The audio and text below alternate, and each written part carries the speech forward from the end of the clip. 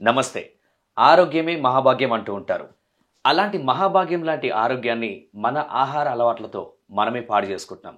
ఒక రకంగా చెప్పాలంటే సరైన డైట్ ప్లాన్ లేక మన ఆరోగ్యానికి మనమే శత్రువులం అయిపోతూ ఉన్నాం. మరి ప్రాపర్ డైట్ ప్లాన్‌తో రోగాల్ని మన దగ్గరికి రాకుండా చేసుకోవాలంటే ఎలాంటి డైట్ ఫాలో అయితే బావుంటది?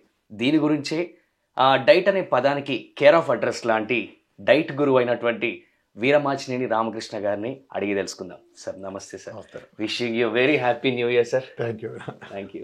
Thanks for giving time. Sir నార్మల్గా డైట్ ప్లాన్ అనే పదానికి మీరు something special sir, really very special.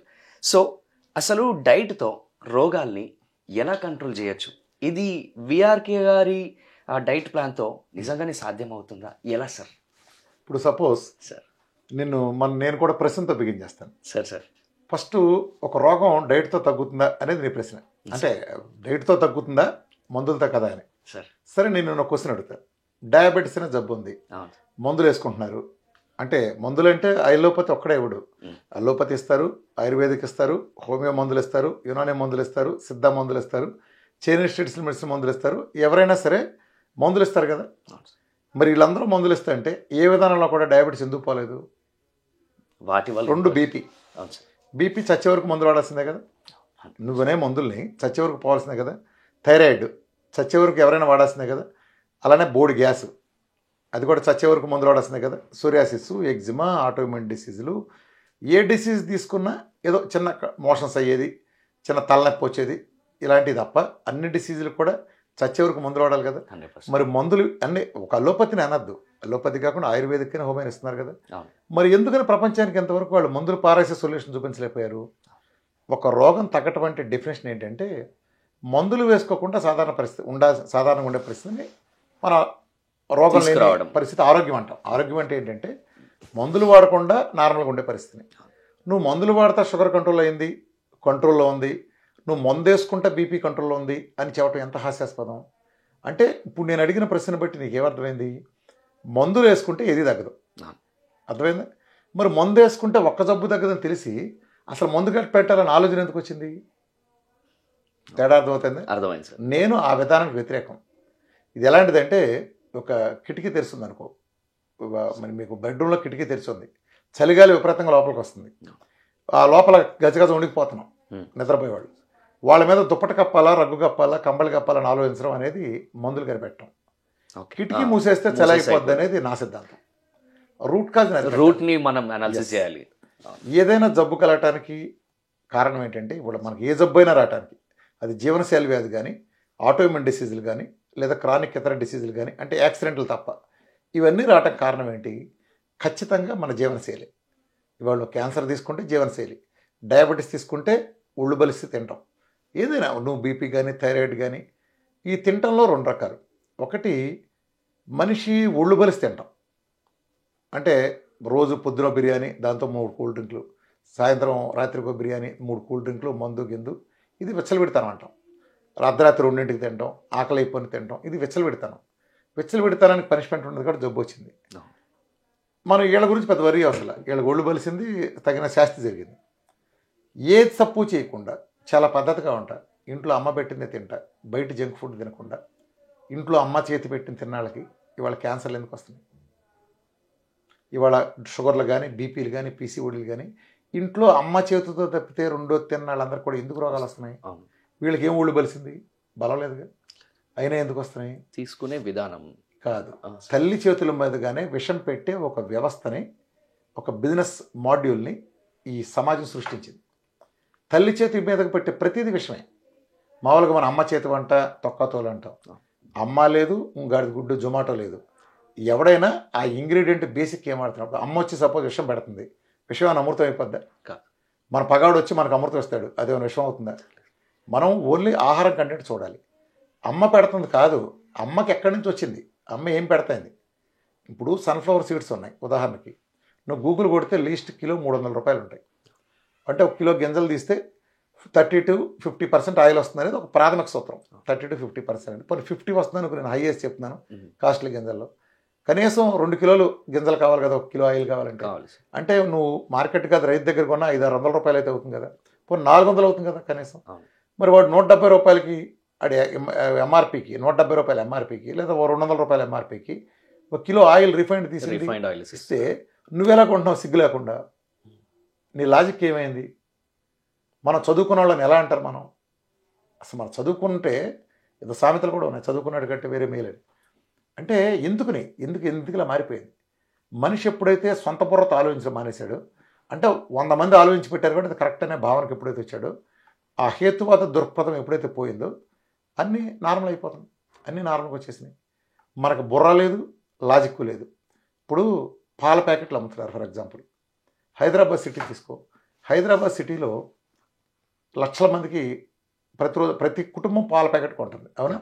హైదరాబాద్లో ఎన్ని గేదెలు ఉన్నాయి చూస్తుంటావు? హైదరాబాద్లో ఎన్ని గేదెలు ఉన్నాయి? ఏ ఏరియాలో ఉన్న గేదెలు? అవన్నీ తక్కువ సార్, లక్షల్లో ఒకటి ఉంటుంది, తక్కువ. 1,00,000 జనాభాకి ఒకటి కూడా ఉండదు గేదె కానీ ఆవు కానీ, ఫర్ దట్ మ్యాటర్. అంటే నగరంలో ఏ నగరంలోనూ అది గేదెల మల్లెటం అనేది, గేదెల పెట్ట అనేది వ్యాపారం కుదరదు. ఇప్పుడు నువ్వు పల్లెటూరుకి వెళ్ళావు, పల్లెటూరులో ఉన్నంత ఎవరు ముసలాళ్ళు, కుర్రాళ్ళంతా ఇక్కడికి వచ్చారు కదా. మన రిటైర్ అయినాక అమ్మా నాన్నలు ఏదో ఉన్నిల్లు ఉంది కాబట్టి ఆ పొలం ఉందని ఉన్నాళ్ళు, వాళ్ళకి బయట బాత్రూమ్కి వెళ్ళే ఓపిక లేక వాళ్ళు ఇంట్లోనే బాత్రూమ్లు కట్టించాం, వాళ్ళు టీవీ ఒడుకొని సినిమాలు చూస్తా కూర్చుంటారు వీళ్ళు. గతంలాగా లేదు. అలానే ఇవాళ కింద ఇదివరకు గేదెల మల్లేసే వృత్తిలో ఉండే వాళ్ళందరికీ ఏమైందంటే ఇవాళ కాలానికి ఒకటే పథకాలు రావాలి వచ్చినాయి, వాళ్ళందరికీ చదువులు ఫ్రీ ఎడ్యుకేషన్ అన్నీ వచ్చిన తర్వాత ఇవాళ గేదెల మల్లేసేవాడు పాలేరువాడు అనేవాడు ఉన్నాడు ప్రపంచంలో? తక్కువ. అసలు లేడు. తీసే తక్కువ కాదు, పాలేరువాడు అనేవాడు లేడు. కావాలంటే వెళ్ళి రోజువారీ పనిచేసి వస్తాడు. పాలేరు గేదెల మల్లేసుకొచ్చాడు అనేవాడు లేడు. మరి పల్లెటూరులో గేదెలు చేసే ఓపిక లేదు, పట్టణాల్లో గేదెలు లేవు. మరి పాలు ఇన్ని లక్షల లీటర్లు ఏడు నుంచి వస్తున్నాయి నీకు? ఇంకా ప్యాకెట్లు. ఇంకా సరే ప్యాకెట్ చేయాలి.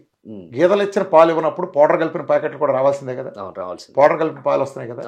నువ్వు ఇన్ని ప్యాకెట్లు కావాలంటే మార్కెట్కి వెళ్ళి, నీకు ఛానల్ ఉంది కదా, మార్కెట్కి వెళ్ళి పాల ప్యాకెట్లు తీసుకుని చూడు. తీసుకుని చూస్తే ఏ పాల ప్యాకెట్ మీద సరే మేము దీన్ని ఒక నాణ్యమైన గవర్నమెంట్ నిర్ధారించిన ప్రమాణాలతో కూడిన 100% సేఫ్ అయిన గవర్నమెంట్ నిర్ధారించిన ప్యాకెట్ పౌడర్ను వాడే, పాల పౌడర్ను వాడే ఈ పాలు తయారు చేసిన ఎక్కడ దేని మీద ఉంటుందా? ఏ ప్యాకెట్ మీద ఎవరు ఉండదు. అంటే నీ కన్జ్యూమర్ హక్కులు ఏమైపోయినాయి? ఓకే కన్జ్యూమర్గా నీకు రైట్ కదా, అందులో ఏమో తెలుసుకుంటాం. మరి నువ్వేమైపోయినాయి? నీ హక్కులన్నీ పోయినాయి కదా. అంటే మన చెవిలో పూలు అంత బహిరంగంగా పెడతా అంటే అదంతా పౌడర్తో చేస్తా అంటే వాళ్ళు పాల కంపెనీల్లోకి సేకరించే ఎన్ని లారీలు వెళ్తున్నాయి, లోపలికి ఎన్ని లారీలు వెళ్తున్నాయి, ఎన్ని లీటర్లు వెళ్తున్నాయి, బయటికి ఎన్ని లీటర్లు వస్తున్నాయి?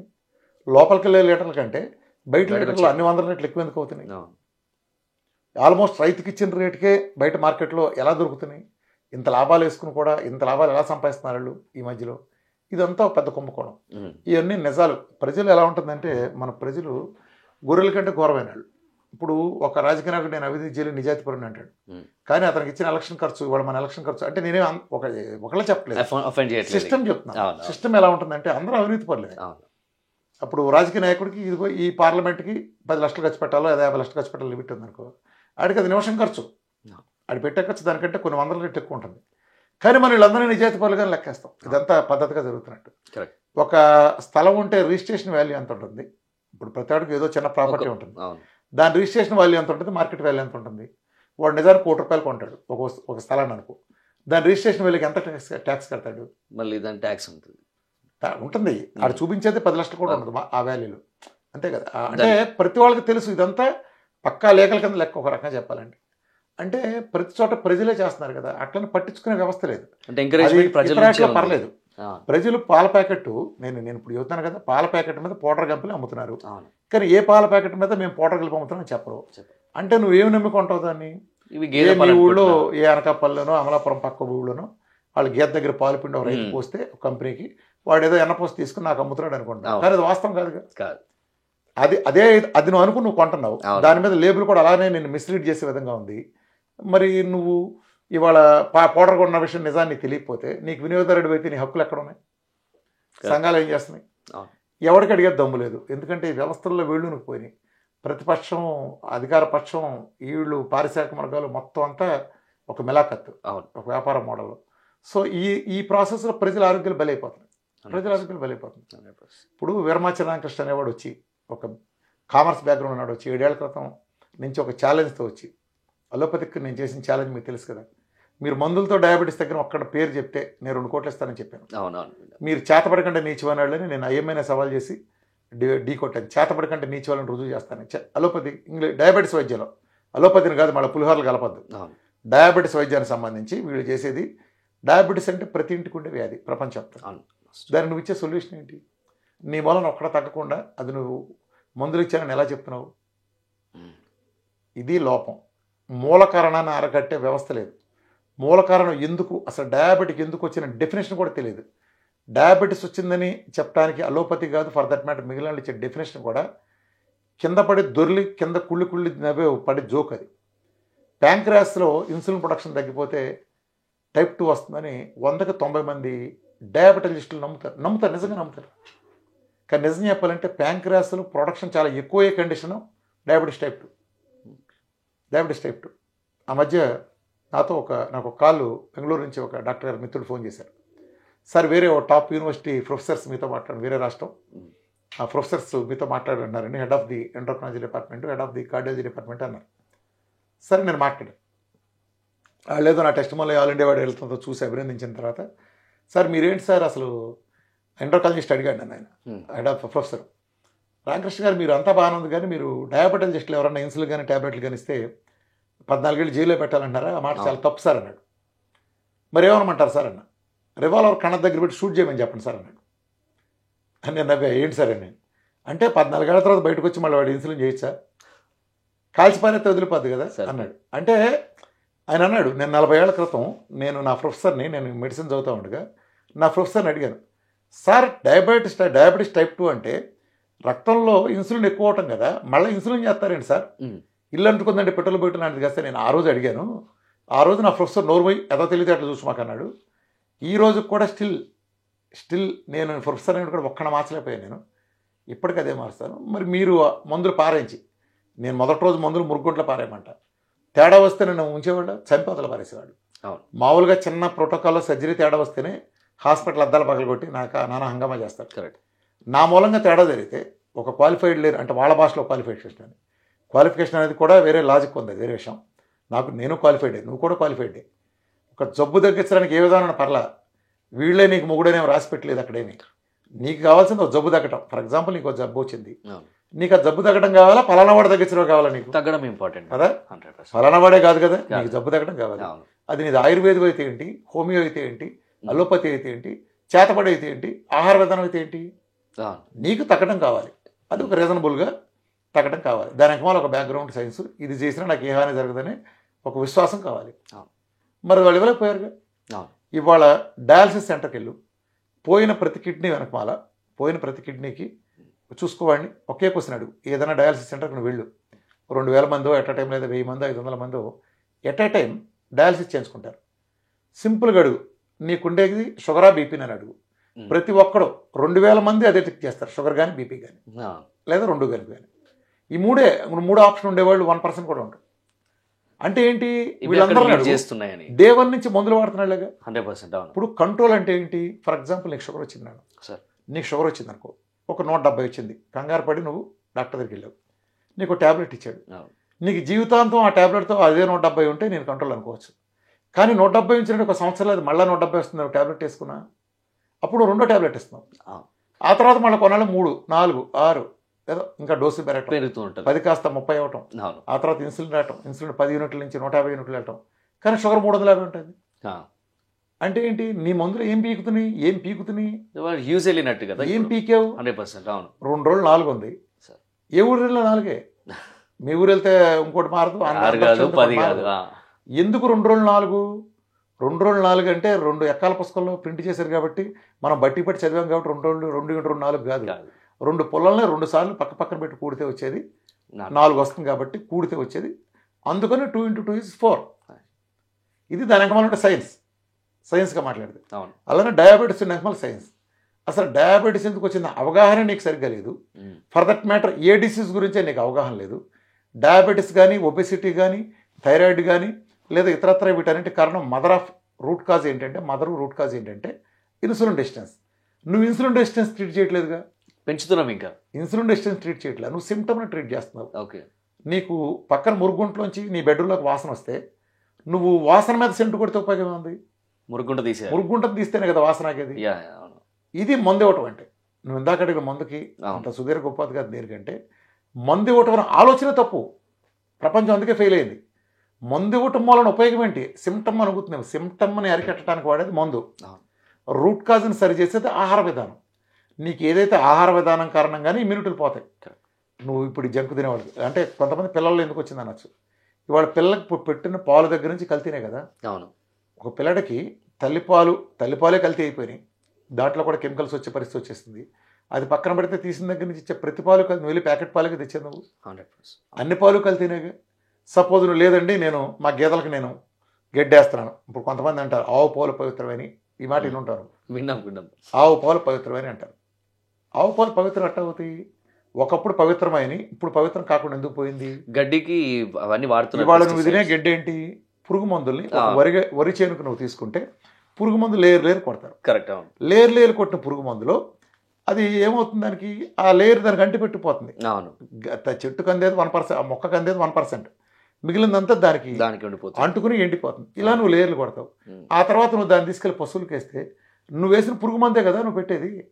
ఇది ఇప్పుడు ఒకప్పుడు పవిత్రత ఎందుకు ఉండేది?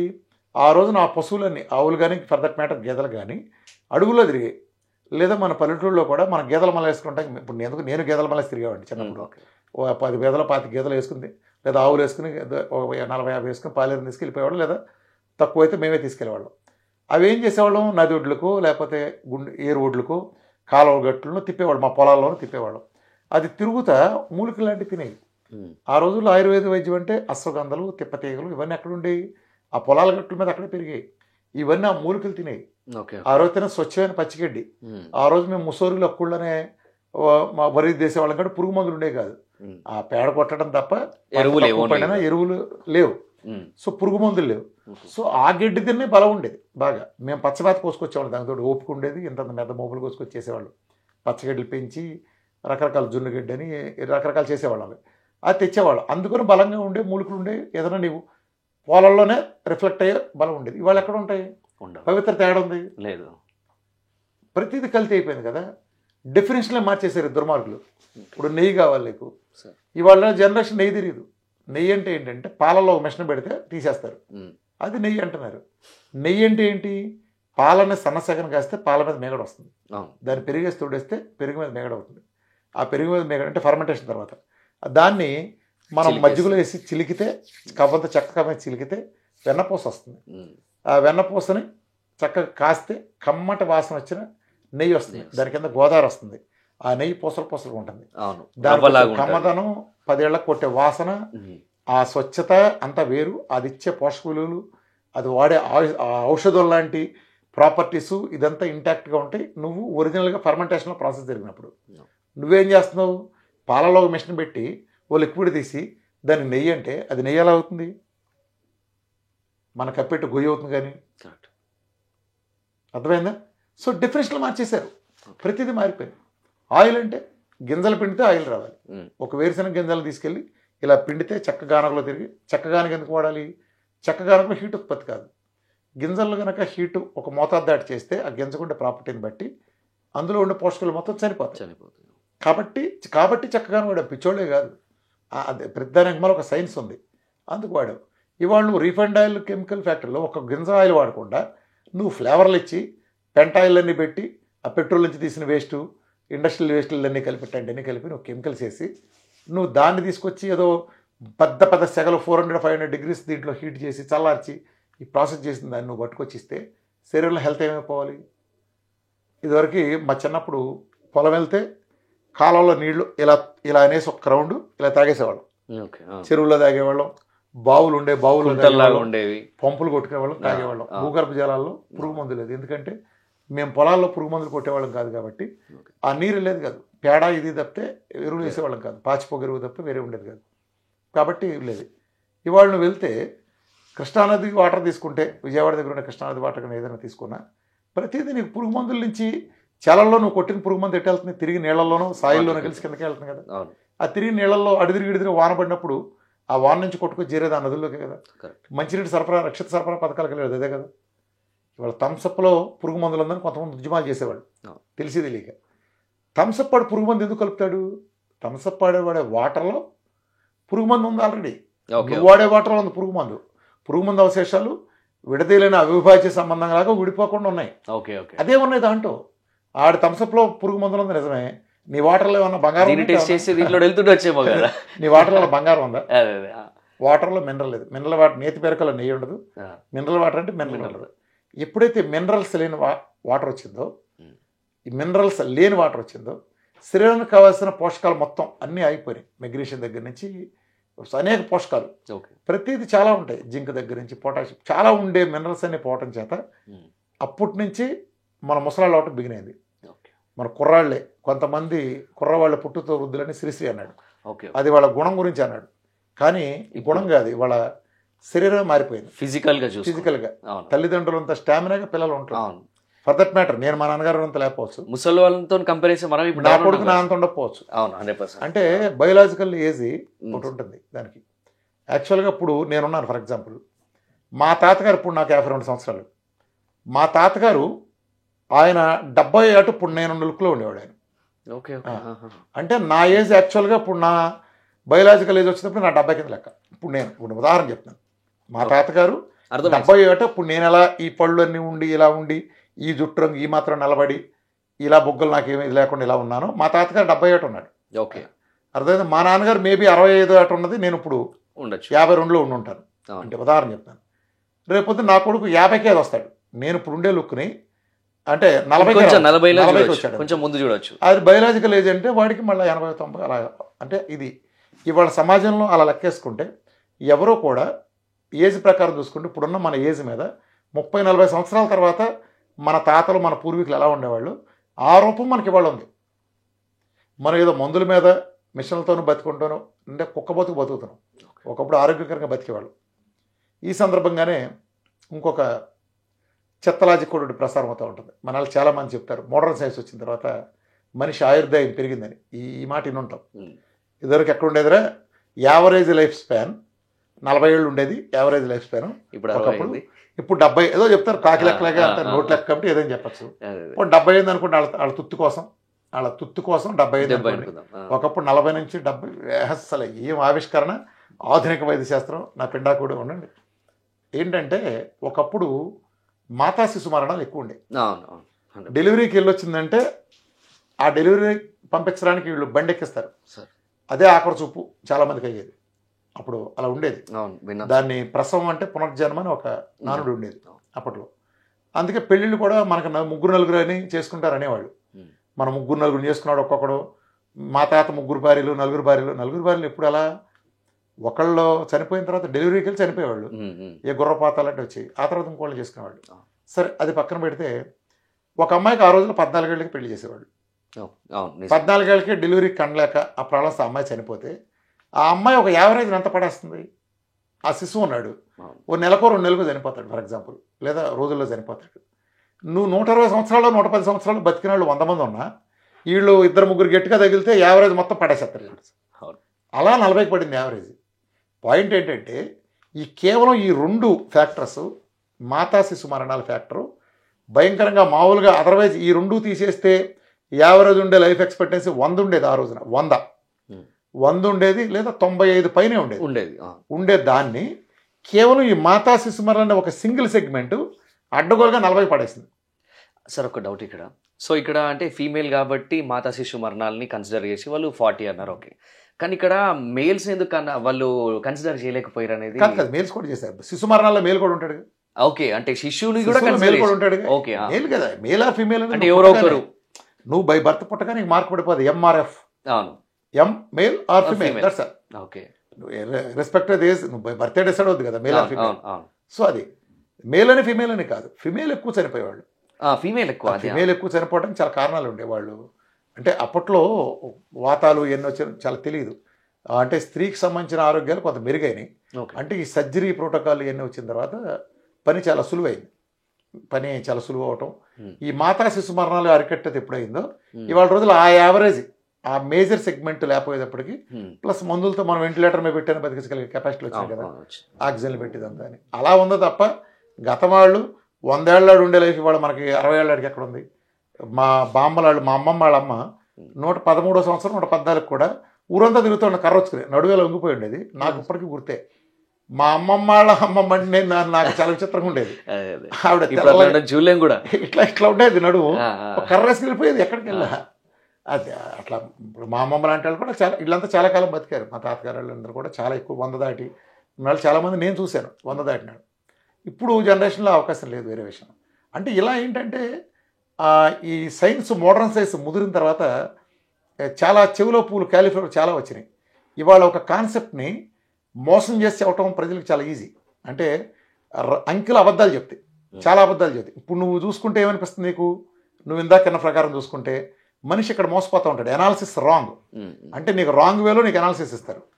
ఈ గతంలో 40 ఏళ్ళు బతికేవాళ్ళని, లే అప్పుడు అంటే ఎప్పుడైతే 60-70 అయ్యారంటే ఏమనుకుంటారు, అంతా అప్పుడంతా 40 ఏళ్ళు చచ్చిపోయారు అనుకోరు. కాదు, కేవలం ఆ సెగ్మెంట్ మూలనే ఎవరేజ్ అంతా లాగేస్తుంది.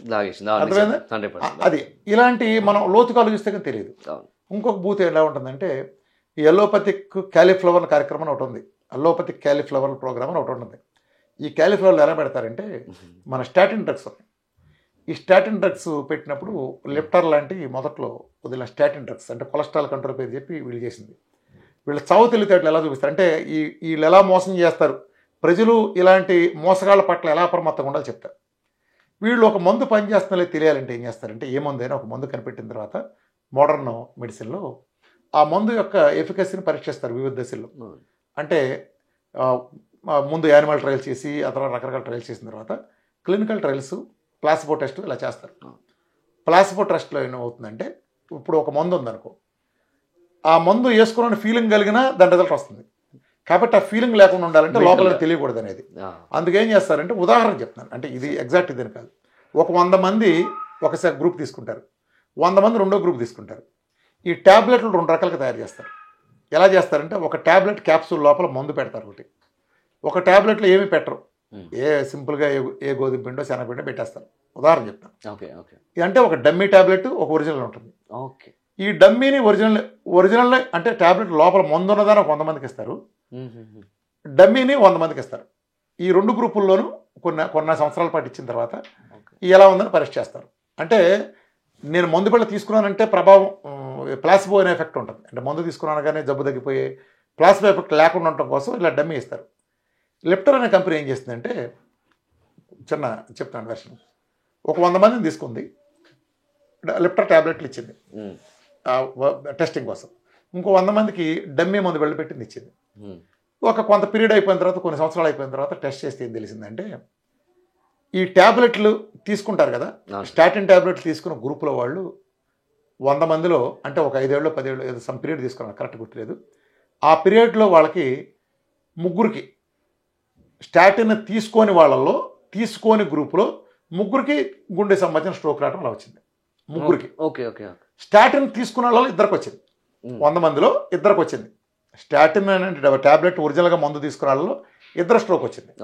స్టాటిన్ తీసుకొని వాళ్ళలో 3 వచ్చింది. దీన్ని వీళ్ళు ఎలా ప్రొజెక్ట్ చేశారు తెలుసా? మామూలుగా అయితే ఏంటి, ఎంతమంది వచ్చింది తేడా, ఈ గ్రూపులో 100 మందిలో 2 వస్తే ఆ గ్రూప్లో 100 మంది 3 వచ్చింది. అంటే ఒకనే కాపాడింది అది. స్టాటిన్ అనే మందు ఒక్కనే కాపాడింది, 100లో ఒక్కనే కాపాడింది. అంటే పర్సంటేజ్ ఎంత, 1% కదా. వాడు పబ్లిసిటీ ఏం చేసింది తెలుసా, 3కి 2 కంపేర్ చేసి ఈ ట్యాబ్లెట్ వాడితే 50% అధిక రక్షణ. వీళ్ళెంత మాయగాళ్ళు అర్థమైంది. ఈ మా ట్యాబ్లెట్ వాడిన వాళ్ళకి ట్యాబ్లెట్ వాడని వాళ్ళతో పోలిస్తే 50% అధిక రక్షణ అంటాడు. ఇది ఎలాంటిది అంటే, ఇప్పుడు నీ ఆస్తి ఉంది, ఫర్ ఎగ్జాంపుల్ ఉదాహరణ చెప్తున్నా, నీ ఆస్తి 1 లక్ష రూపాయలు అనుకో, అంబానీ ఆస్తి 1 లక్ష కోట్లు అనుకో, ఉదాహరణ చెప్తాను. నీదేమో 1 లక్ష రూపాయలు, అంబానీ ఆస్తి 1 లక్ష కోట్లు అనుకో. నువ్వేమంటావు, ఛాలెంజ్, నేను నా ఆస్తిని 1 నెలలో డబుల్ చేసే అంటావు. ఎందుకని, నీదుంది ఆఫ్టర్ 1 లక్ష కాబట్టి నువ్వు బిజినెస్ చేస్తే నీకు 1 లక్ష వస్తున్నావు, కమిషన్ తీసుకుంటే గ్లాండ్లో వస్తుంది. కానీ అంబానీ డబుల్ చేయలేకపోయాడంటే, అంబానీ 1 లక్ష కోట్లను డబుల్ చేయాలంటే 2 లక్షల కోట్లు అవుతుంది కదా. నువ్వు డబుల్ అవుతావు, అంబానీ డబుల్ కదా. వీటిని చావు తెలివితేటలు అంటారు. అంటే అంబానీ 10% ఆస్తి పెంచితే నేను 100% ఆస్తి పెంచాను, నేనే గొప్ప అన్నాడు అంట. అట్లా ఉంటుంది. ఇవన్నీ చావు తెలివితేటలు, ఇది లెక్క కరెక్ట్, మాటలతో ఇంటర్ప్రిటేషన్. అది అర్థమైంది. వీళ్ళు ఎంత మాయగాళ్ళు అంటే అంత మాయగాళ్ళు. ఇవాళ మీడియా దగ్గర నుంచి నువ్వు చూస్తున్నావు, పచ్చి అబద్ధాల ప్రపంచం. ప్రజలకు అందే సమాచారం మ్యాక్సిమం అబద్ధాలే, అంటే వెర్షన్స్ వస్తున్నాయి. ఇప్పుడు న్యూస్ పేపర్ చదువు, ఇవాళ ఒక రాజకీయం గురించి లేదా ఒక న్యూస్ గురించి చెబితే న్యూస్ ఛానల్ పోయినాయి కదా, న్యూస్ పేపర్స్ పోయినాయి కదా, వ్యూస్ ఛానల్స్ వ్యూస్ ప్రపంచం వచ్చింది. అంటే ప్రతివాడు ఒక రాజకీయ పార్టీ కొమ్ము కాస్తాడు. ఇక దాని భజన రెండోవాడేం ఓ బురద బకెట్, ఓ పూల బకెట్ ఉంటుంది. ఈ రెండే ఉంటాయి. ఇవన్నీ ఒకటి మీద వాడుతూ ఉంటారు. అంటే రెండు అటు కూడా వాళ్ళే వాడతారు. ఇవాళ ఒక నిజమైన న్యూస్ తెలుసుకోవాలంటే నువ్వు రెండు పక్కన ఉండే న్యూట్రల్ రాసేది పోయింది. ఎలా తెలిసేసారంటే ఉంటావా ఇటుండు లేదా ఇటుండు, ప్రజలకు సమాచారం తెలుసుకుని పోయింది. టీఆర్ బుర్ర ఎప్పుడైతే సమంగాలోంచి పోయిందో అంటే కొమ్ము కాసేస్తున్నారు. ఇక టీఆర్పీ లేదు, లాజిక్ లేదు, ఏం లేదు. నువ్వు ఈ పార్టీ, నేను ఈ పార్టీ, నేను ఏం చేసినా ఇదే దీన్ని వెనకేసుకొస్తా, ఏం చేసినా నువ్వు నిన్ను దుమ్మెత్తిపోస్తా. ఈ లాజిక్ వచ్చినాక నువ్వు ఏం చేసిన ఉపయోగం ఉంది? నువ్వు న్యూట్రల్ ఎలా అవుతావు? ప్రజలు నేను నమ్మలేరు కదా. ఒక పార్టీ అంటే నేను ఇది రాజకీయాల గురించి చెప్పట్లా, ఇది మన సమాజంలో భాగం. ఇవాళ న్యూస్ పేపర్ పెడితే, ఛానల్ పెడితే న్యూస్ రాని పరిస్థితి వచ్చింది. క్రియేటివిటీ. కరోనా వచ్చింది మ్యాక్సిమం టీవీలో వచ్చింది, గుర్తుపెట్టుకోండి. కరోనా మూలం కొద్దిగా గొప్ప చచ్చారంటే ఆ టీవీలో వేసిన మ్యూజిక్కే చచ్చారు, వాళ్ళు పెట్టిన ప్రోగ్రాములకి దీనికే చచ్చారు. ఇప్పుడు ఒక చచ్చిపోయిన ఇల్లు ఉంటుంది, చచ్చిపోయిన ఇంటికి నువ్వు వెళ్ళావు. అందరూ ఎందుకు వెళ్తే పెళ్ళింటికి వెళ్ళకపోయినా పర్లేదు, చావింటికి వెళ్ళండి అంటారు. ఎందుకంటే ఒక ధైర్యం చెబుతాం. ఒక ఇంట్లో ఒక మరణం సంభవించినప్పుడు వాళ్ళు చాలా కుంగిపోయి ఉంటారు. సో నువ్వు వెళ్ళినప్పుడు ధైర్యం చెప్పావు అనుకో, అంటే నేనున్నానని. నిజానికి ఈడే ఉండడు, దినం భోజనం అయిన తర్వాత మళ్ళీ జీవితం కనిపిస్తాడు. ఆ తర్వాత కానీ ఏంటంటే ఆ టైంకి వచ్చిన భుజం మీద చేసి ఒక ఏడుస్తున్నాడు పక్కన కూర్చొని నువ్వు కూడా దేనవంతా మొహం పెడితే ఒక భరోసా కలుగుతుంది. నిజానికి వీడు ఉండడు, ఆ క్షణం ఉండే ఒత్తిడి రిలీవ్ అయిపోతుంది. సార్ అయితే ఇప్పుడు ముఖ్యంగా మన దగ్గర అంటే మీకంటూ ఒక బ్రాండ్ అనేది ఉంది డెఫినెట్లీ. సో మన వీరమాచినేని గారి డైట్ ప్లాన్ అంటేనే చాలా స్పెషల్. సో ఎన్ని రకాల డైట్స్ మన దగ్గర ఉన్నాయి? ఇప్పుడు ఒక నార్మల్ లైఫ్ లీడ్ చేయడానికి, మంచి హెల్దీ లైఫ్ లీడ్ చేయడానికి మన విఆర్కే దగ్గర ఉన్న డైట్ ప్లాన్స్ ఇవి అని చెప్పాలంటే ఏమున్నాయి సార్? అంటే ఇది డైట్ ప్లాన్లో బేసిక్గా రెండు రకాలు ఉంటాయి సార్. ఒకటి ఒళ్ళు బలిసి తెచ్చుకుని జబ్బులు ఉంటాయి, ఒబెసిటీ కానీ, డయాబెటీస్ టైప్ 2 కానీ, అలాగే థైరాయిడ్ కానీ, పీసీఓడి కానీ, ఇతర జంక్ ఫుడ్లు తిని లేకపోతే ఇలాంటి రిఫైండ్ ఆయిల్ తిని ఇలా తెచ్చుకున్నాయి, లేదా అతిగా తినడం ఇలాంటివన్నీ ఒకటి. వీళ్ళకు పత్తు ఉంటుంది. రెండో కేటగిరీ ఉంటుంది, చిన్నపిల్లల్లో టైప్ 1 డయాబెటీస్ కానీ, అలానే ఆటోఇమ్యూన్ డిసీజులు కానీ, రొమటైడ్ ఆర్థరైటిస్లు, ఎస్ఎల్ఈలు, మయోసైటిస్లు, ఇలా స్కెలోడెర్మాలు కానీ, ఇంకా చాలా రకాల డిసీజులు ఉంటాయి. ఇవన్నీ దురదృష్టంతో వచ్చాయి, క్యాన్సర్స్.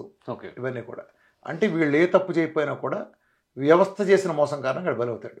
ఇప్పుడు రీఫండ్ ఆయిల్ మంచిదని పెద్ద క్రికెట్ స్టార్ చెప్తాడు, ఓ పెద్ద సినిమా హీరో చెప్తాడు, సూపర్ స్టార్ చెప్తాడు, ఈ రిఫండ్ ఆయిల్ తాగబట్టే నేను ఎంత అందంగా ఉన్నానని చెప్తాడు. పిల్లల రిఫండ్ ఆయిల్ తాగినట్టు ఖండాలు చూపిస్తారు, పిల్లలు ఆరోగ్యంగా ఎదుగుతున్నారు మమ్మీ అని సొక్కలు పగిలిపోయి చూపిస్తారు. ఇవన్నీ మనం నమ్ముతాం గుడ్డిగా. అచ్చోసిన ఆంబోతుల్లాగా వీళ్ళని గవర్నమెంట్లు మన మీద వదిలినాయి. వాటిలో ఉండేది కెమికల్స్, వీటి మూలన సెల్ పాడైపోయి క్యాన్సర్లు వస్తున్నాయి. ఇది క్లియర్. కారణం refund oils, packet refund oils కారణంగా క్యాన్సర్లు వస్తాయి. ఇది ఓపెన్ ఫ్యాక్ట్. అంటే అలాంగ్ విత్ అనేక వాటితో పాటు ఇది ఒక మేజర్ ఫ్యాక్టర్, కానీ ఇప్పటికీ అదే అమ్ముతున్నారుగా. అంటే అమాయకులు బలైపోతున్నారు. ఈ కేటగిరీని ఒక రకం. ఇప్పుడు క్యాన్సర్లు, టైప్ 1లు ఇలాంటి కేటగిరీని ఒక రకంగా వస్తాయి. క్రానిక్లో ఉండేవన్నీ ఆటోఇమ్యూన్ డిసీజులు, లైఫ్ స్టైల్ వస్తుంది. నాది బేసిక్ డైటు. బేసిక్గా 2 ఆహారంలో 2 విధానాలు ఉంటాయి. ఒకటి గ్లూకోజ్ డైటు, ఇది ప్రపంచం అంతా తినేది. దాన్ని మారిస్తే రావాల్సింది కీటోన్ డైట్. అయితే కీటోన్ డైట్లో మన పూర్తిగా భిన్నమైంది. ఈ ప్రపంచంలో ఇప్పటికీ ఒక 10,000 కీటో డైట్స్ ఉన్నాయి అనుకుంటే, నాది 10,000కి పూర్తిగా భిన్నమైంది.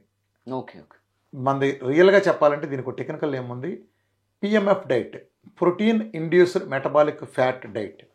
అంటే పెద్ద ఎలాబరేషన్ చెప్పను. ప్రోటీన్ను కూడా డెఫిసిట్ ఇచ్చే ఒకే ఒక డైట్. మిగిలిన కీటో డైట్లు తేడా ఏంటంటే చాలా అబండెంట్గా ప్రోటీన్ ఇస్తారు, ప్రోటీన్ చాలా ఎక్కువగా వాడతారు. నేను కార్బోహైడ్రేట్తో పాటు ప్రోటీన్ను కూడా డెఫిసిట్ ఇచ్చి దాన్ని కూడా గ్లూకోనోజెన్స్ ప్రాసెస్లో భాగంగా ఫ్యాట్ నుంచి కన్వర్ట్ చేయించి ఒక ప్రాసెస్ చేయించని ఈ ప్రపంచపు ఒకే ఒక్క డైట్ కాబట్టే ఈ ఒక్క డైట్కే ఇన్ని రిజల్ట్స్ వచ్చినాయి. ప్రపంచంలో ఏ ఇతర డైటు ఏదో 4 కిలోలు 2 నెలలు చేశాడు, ఓ 4 కిలోలు తగ్గాడు వరకే పరిమితం తప్ప, మందులు మొదటి రోజు మురుగుంట్లో పారాయి, టైప్ 1 తగ్గుతుంది, క్యాన్సర్లు తగ్గుతాయి, రొమటైడ్ ఆర్థరైటిస్ తగ్గుతాయి, ఇలాంటివి చేసే సాహసం కూడా ఆ క్లెయిమ్ కూడా లేదు. అంతెందుకు ఈ రోజుకి నువ్వు ప్రపంచ చరిత్రలో లెక్కేసుకో, ఈ ఒక్క డైట్లో తప్ప డయాబెటీస్ మందులు, అది డయాబెటీస్ టైప్ 1 అయినా టైప్ 2 అయినా ఏదైనా ఏ స్థాయి అయినా, రేపు గ్యాంగ్రీన్ అయినా ముందు రోజే మందులు పెంట కుప్పల పారేయండి అని పారేయించగలిగిన, షుగర్ తగ్గించగలిగిన చెప్పిన ఒకే ఒక్క డైట్ ఈ రోజుకి ఇదే. గుర్తుపెట్టుకోండి, ఈ రోజుకి ఈ సెకండ్ నేను మీ ఇంటర్వ్యూ ఇచ్చటానికి కూడా ఈ ప్రపంచంలో మరే ఇతర డైట్ లేదు. కాబట్టి మిగిలిన పులిహోరలతో నన్ను కలపద్దు.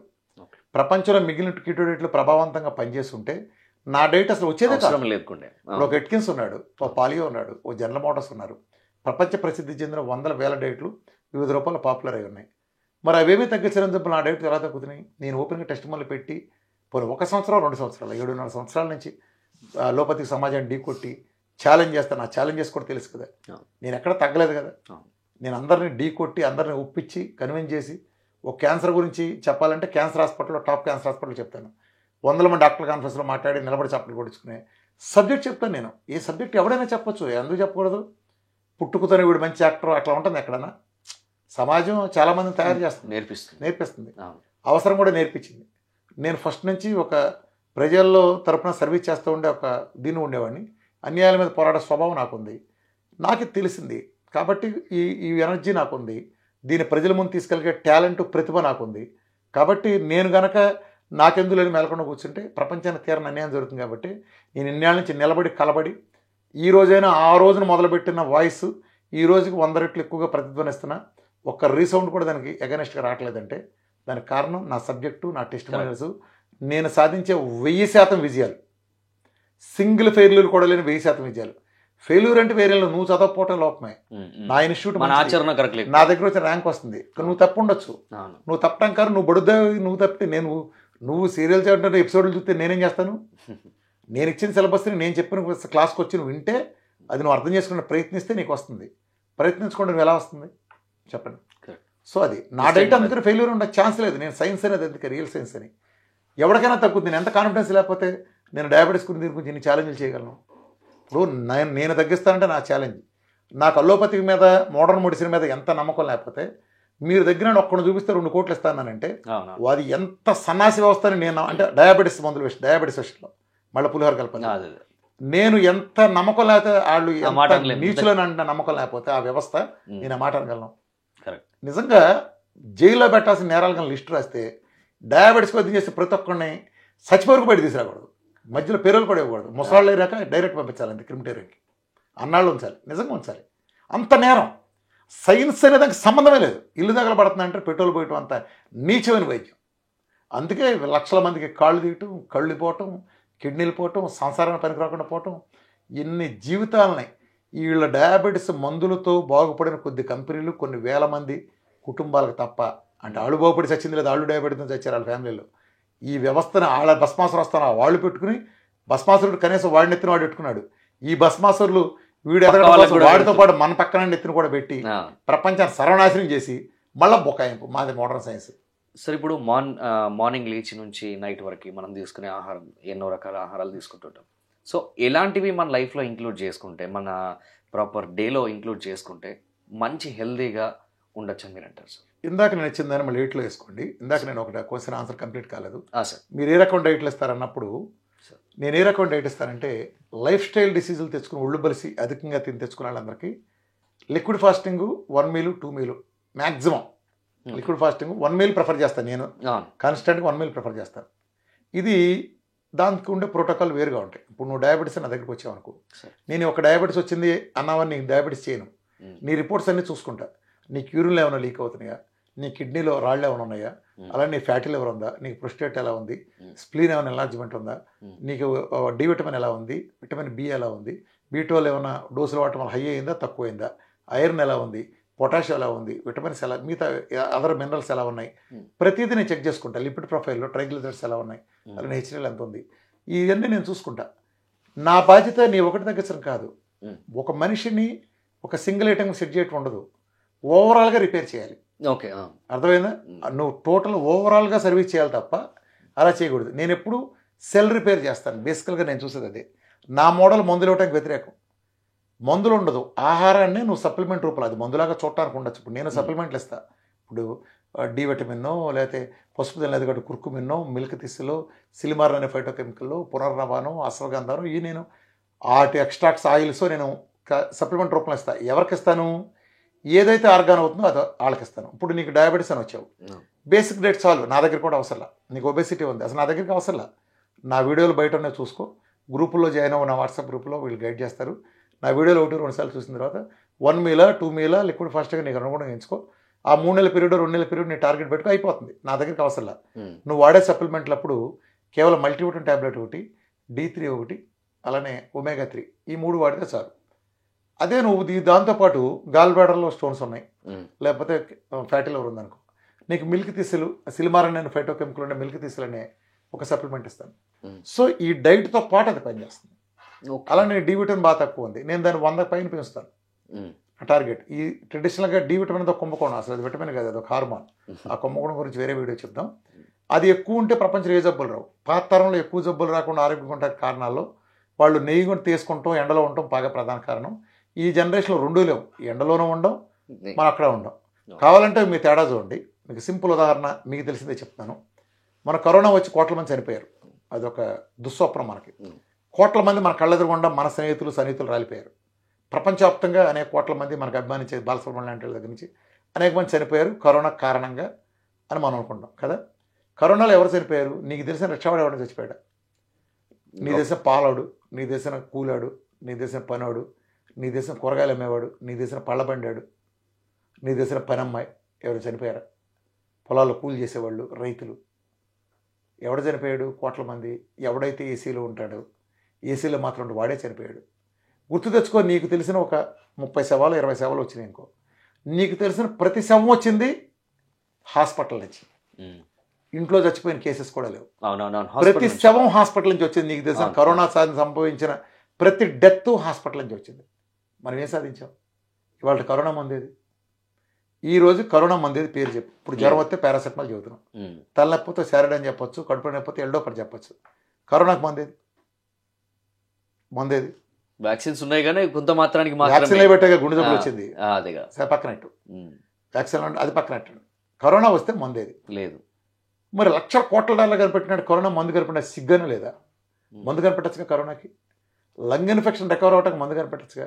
నువ్వు కరోనా గురించి మాట్లాడుతున్నావు, కరోనా పక్కనట్టు టీబీ మనం అమ్మమ్మలు చిన్నప్పటి నుంచి ఉంది కదా. టీబీతో ఈ సంవత్సరం వరకు కూడా, ఈ రోజున మనం మాట్లాడే ఈ రోజున 2024లో కూడా 23వ సంవత్సరం వేసుకుంటే యావరేజ్గా 5 లక్షల మంది చనిపోతున్నారు ఇండియాలో టీబీతో. లంగ్ ఇన్ఫెక్షనేగా. ఎన్ని మందులు వచ్చినాయని చెప్పినా ఎన్ని చెప్పినా 5 లక్షల డెత్ రేటు గవర్నమెంట్ లెక్కలు నేను చెప్తాను. అంటే నువ్వేం సాధించావు? అంటే టీబీకి మందు కనిపెట్టచ్చుగా నువ్వు. అదే లంగ్ ఇన్ఫెక్షన్ దీనికి కూడా పనికి వస్తుంది కదా. ఎందుకు నువ్వు దాన్ని కనిపెట్టడానికి మరణాలు నివారించడం మందు కనిపెట్టలేకపోతున్నావు? మరి సిగ్గు లేకుండా నాది పెద్ద శాస్త్రం ఎలా చెప్పుకుంటున్నావు? వచ్చిన చావు ఏంటంటే అలోపతిలో మోడర్న్ సైన్స్తో వచ్చిన చావు. చాలా సిద్ధాంతాలు చెబుతారు, ఆ పుస్తకాలు చూడండి అంతలా ఉంటాయి, ఎనాటమీ బుక్స్ అయిన. ప్రతి సెల్ నిర్మాణం గురించి తీసుకుంటేనే ఎంత పుస్తకం ఉంటుంది. బయోకెమిస్టులు అబ్బా అసలు ఏం చెబుతారు, ఆ లోపల ప్రతి దానికి ఒక పేర్లు పెట్టేస్తారు. మన కళ్ళెదురుగుండా హైదరాబాద్ రోడ్లకి ఎలా పేర్లు పెడతాము, పలానా ఇంటికనే ఎలా డోర్ నెంబర్లు ఇస్తాము, ప్రతిదాని లెంగ్త్లు, అదేం విధులు, ఎప్పుడు చచ్చిపోద్ది, ఎప్పుడు పుడుతుంది, ఎన్ని కోట్ల చేసు లెక్కేసి మనకు మొత్తం ఎన్సైక్లోపీడియా ఇచ్చినట్టు ఇచ్చేస్తారు. ఇంత విజ్ఞానం తెలిసిన వీళ్ళు జలుబుందో తగ్గించలేకపోతున్నారు. ఇంత పోటుగాళ్ళు దగ్గొస్తే సొల్యూషన్ ఉందానికి ఇవాళ. దగ్గొస్తే ఎలా తగ్గుతుంది నీకు? అది తగ్గాలన్నప్పుడు తగ్గుతుంది, అంతేనా? దానికి ఆపలేకపోతున్నావు నిజంగా. ఇమ్యూనిటీ సంబంధించిన ప్రాబ్లం కాబట్టి ఆపలేరు. డయాబెటీస్ కానీ బీపీకి కానీ బోడి గ్యాస్కి కానీ ఈరోజు మందు ఎందుకు కనిపెట్టలేదు? శాశ్వత మందు కనిపెట్టలేదంటే మురుగుంటకి వాసన మెసెంట్ కొట్టడం మందు కాదు, దాని మందు అనరు. దాన్ని మీరు చేసేది సిమ్టమాటిక్ ట్రీట్మెంట్ కాదు. అర్థం ఎందుకు కనిపెట్టలేదు? మరి శాస్త్రాలు ఎందుకు అంత పెద్ద శాస్త్రాలు మీకు కనిపెట్టి పేపర్లో ఇప్పుడు కొంతమంది తెలిసి తెలియక నాతో మాట్లాడతారు పిచ్చి మాటలు. రామకృష్ణ గారు మీరు పేపర్ సబ్మిట్ చేసేయండి. ఆల్రెడీ మీరు డయాబెటీస్ 1000 పేపర్లు ఉన్నాయి, 1,00,000 పేపర్లు ఉన్నాయి, బీపీ మీద 1,00,000 పేపర్లు ఉన్నాయి, థైరాయిడ్ మీద 1,00,000 పేపర్లు ఉన్నాయి. తగ్గినాడు ఒక్కడు కూడా లేడే. ఏదో సామెత ఉందిగా, అందరూ వెజిటేరియన్లే గంపలూరులో ఒక్కడు కూడా లేదు. అందరూ వెజిటేరియన్ గంపలూరులో ఎట్ట మయమైంది? ఎవడో తింటేనే మయమైంది. ఖచ్చితంగా అంతేగా అయింది. నువ్వు మళ్ళీ ఇది మాట్లాడితే అంటాడు ఒక వ్యవస్థ, కొంతమంది పెద్ద మనుషులు కూర్చొని అంటారు డయాబెటీస్ టైప్ 2 కనిపెట్టడానికి మేము ఆపరేషన్ చేసి ఏదో పేగు కోసేసి చిన్న పేగుకి పెద్ద పేగు ఒక పైపు వేస్తాం, 6 నెలలకు ఒకసారి పైపు మార్చుకోండి, మందులు వేసుకొని పిల్లలు అంటారు. డయాబెటీస్ టైప్ 2 అరికట్టాం కంటే ఎందుకు? జస్ట్ మొదటి రోజు మందులు పెంటకుప్పల బారేసి, మీరు ఇచ్చే మందులు పెంటకుప్పల బారేసి నా డేట్ మొదలెడితే మొదటి రోజే పోతుందిగా షుగరు.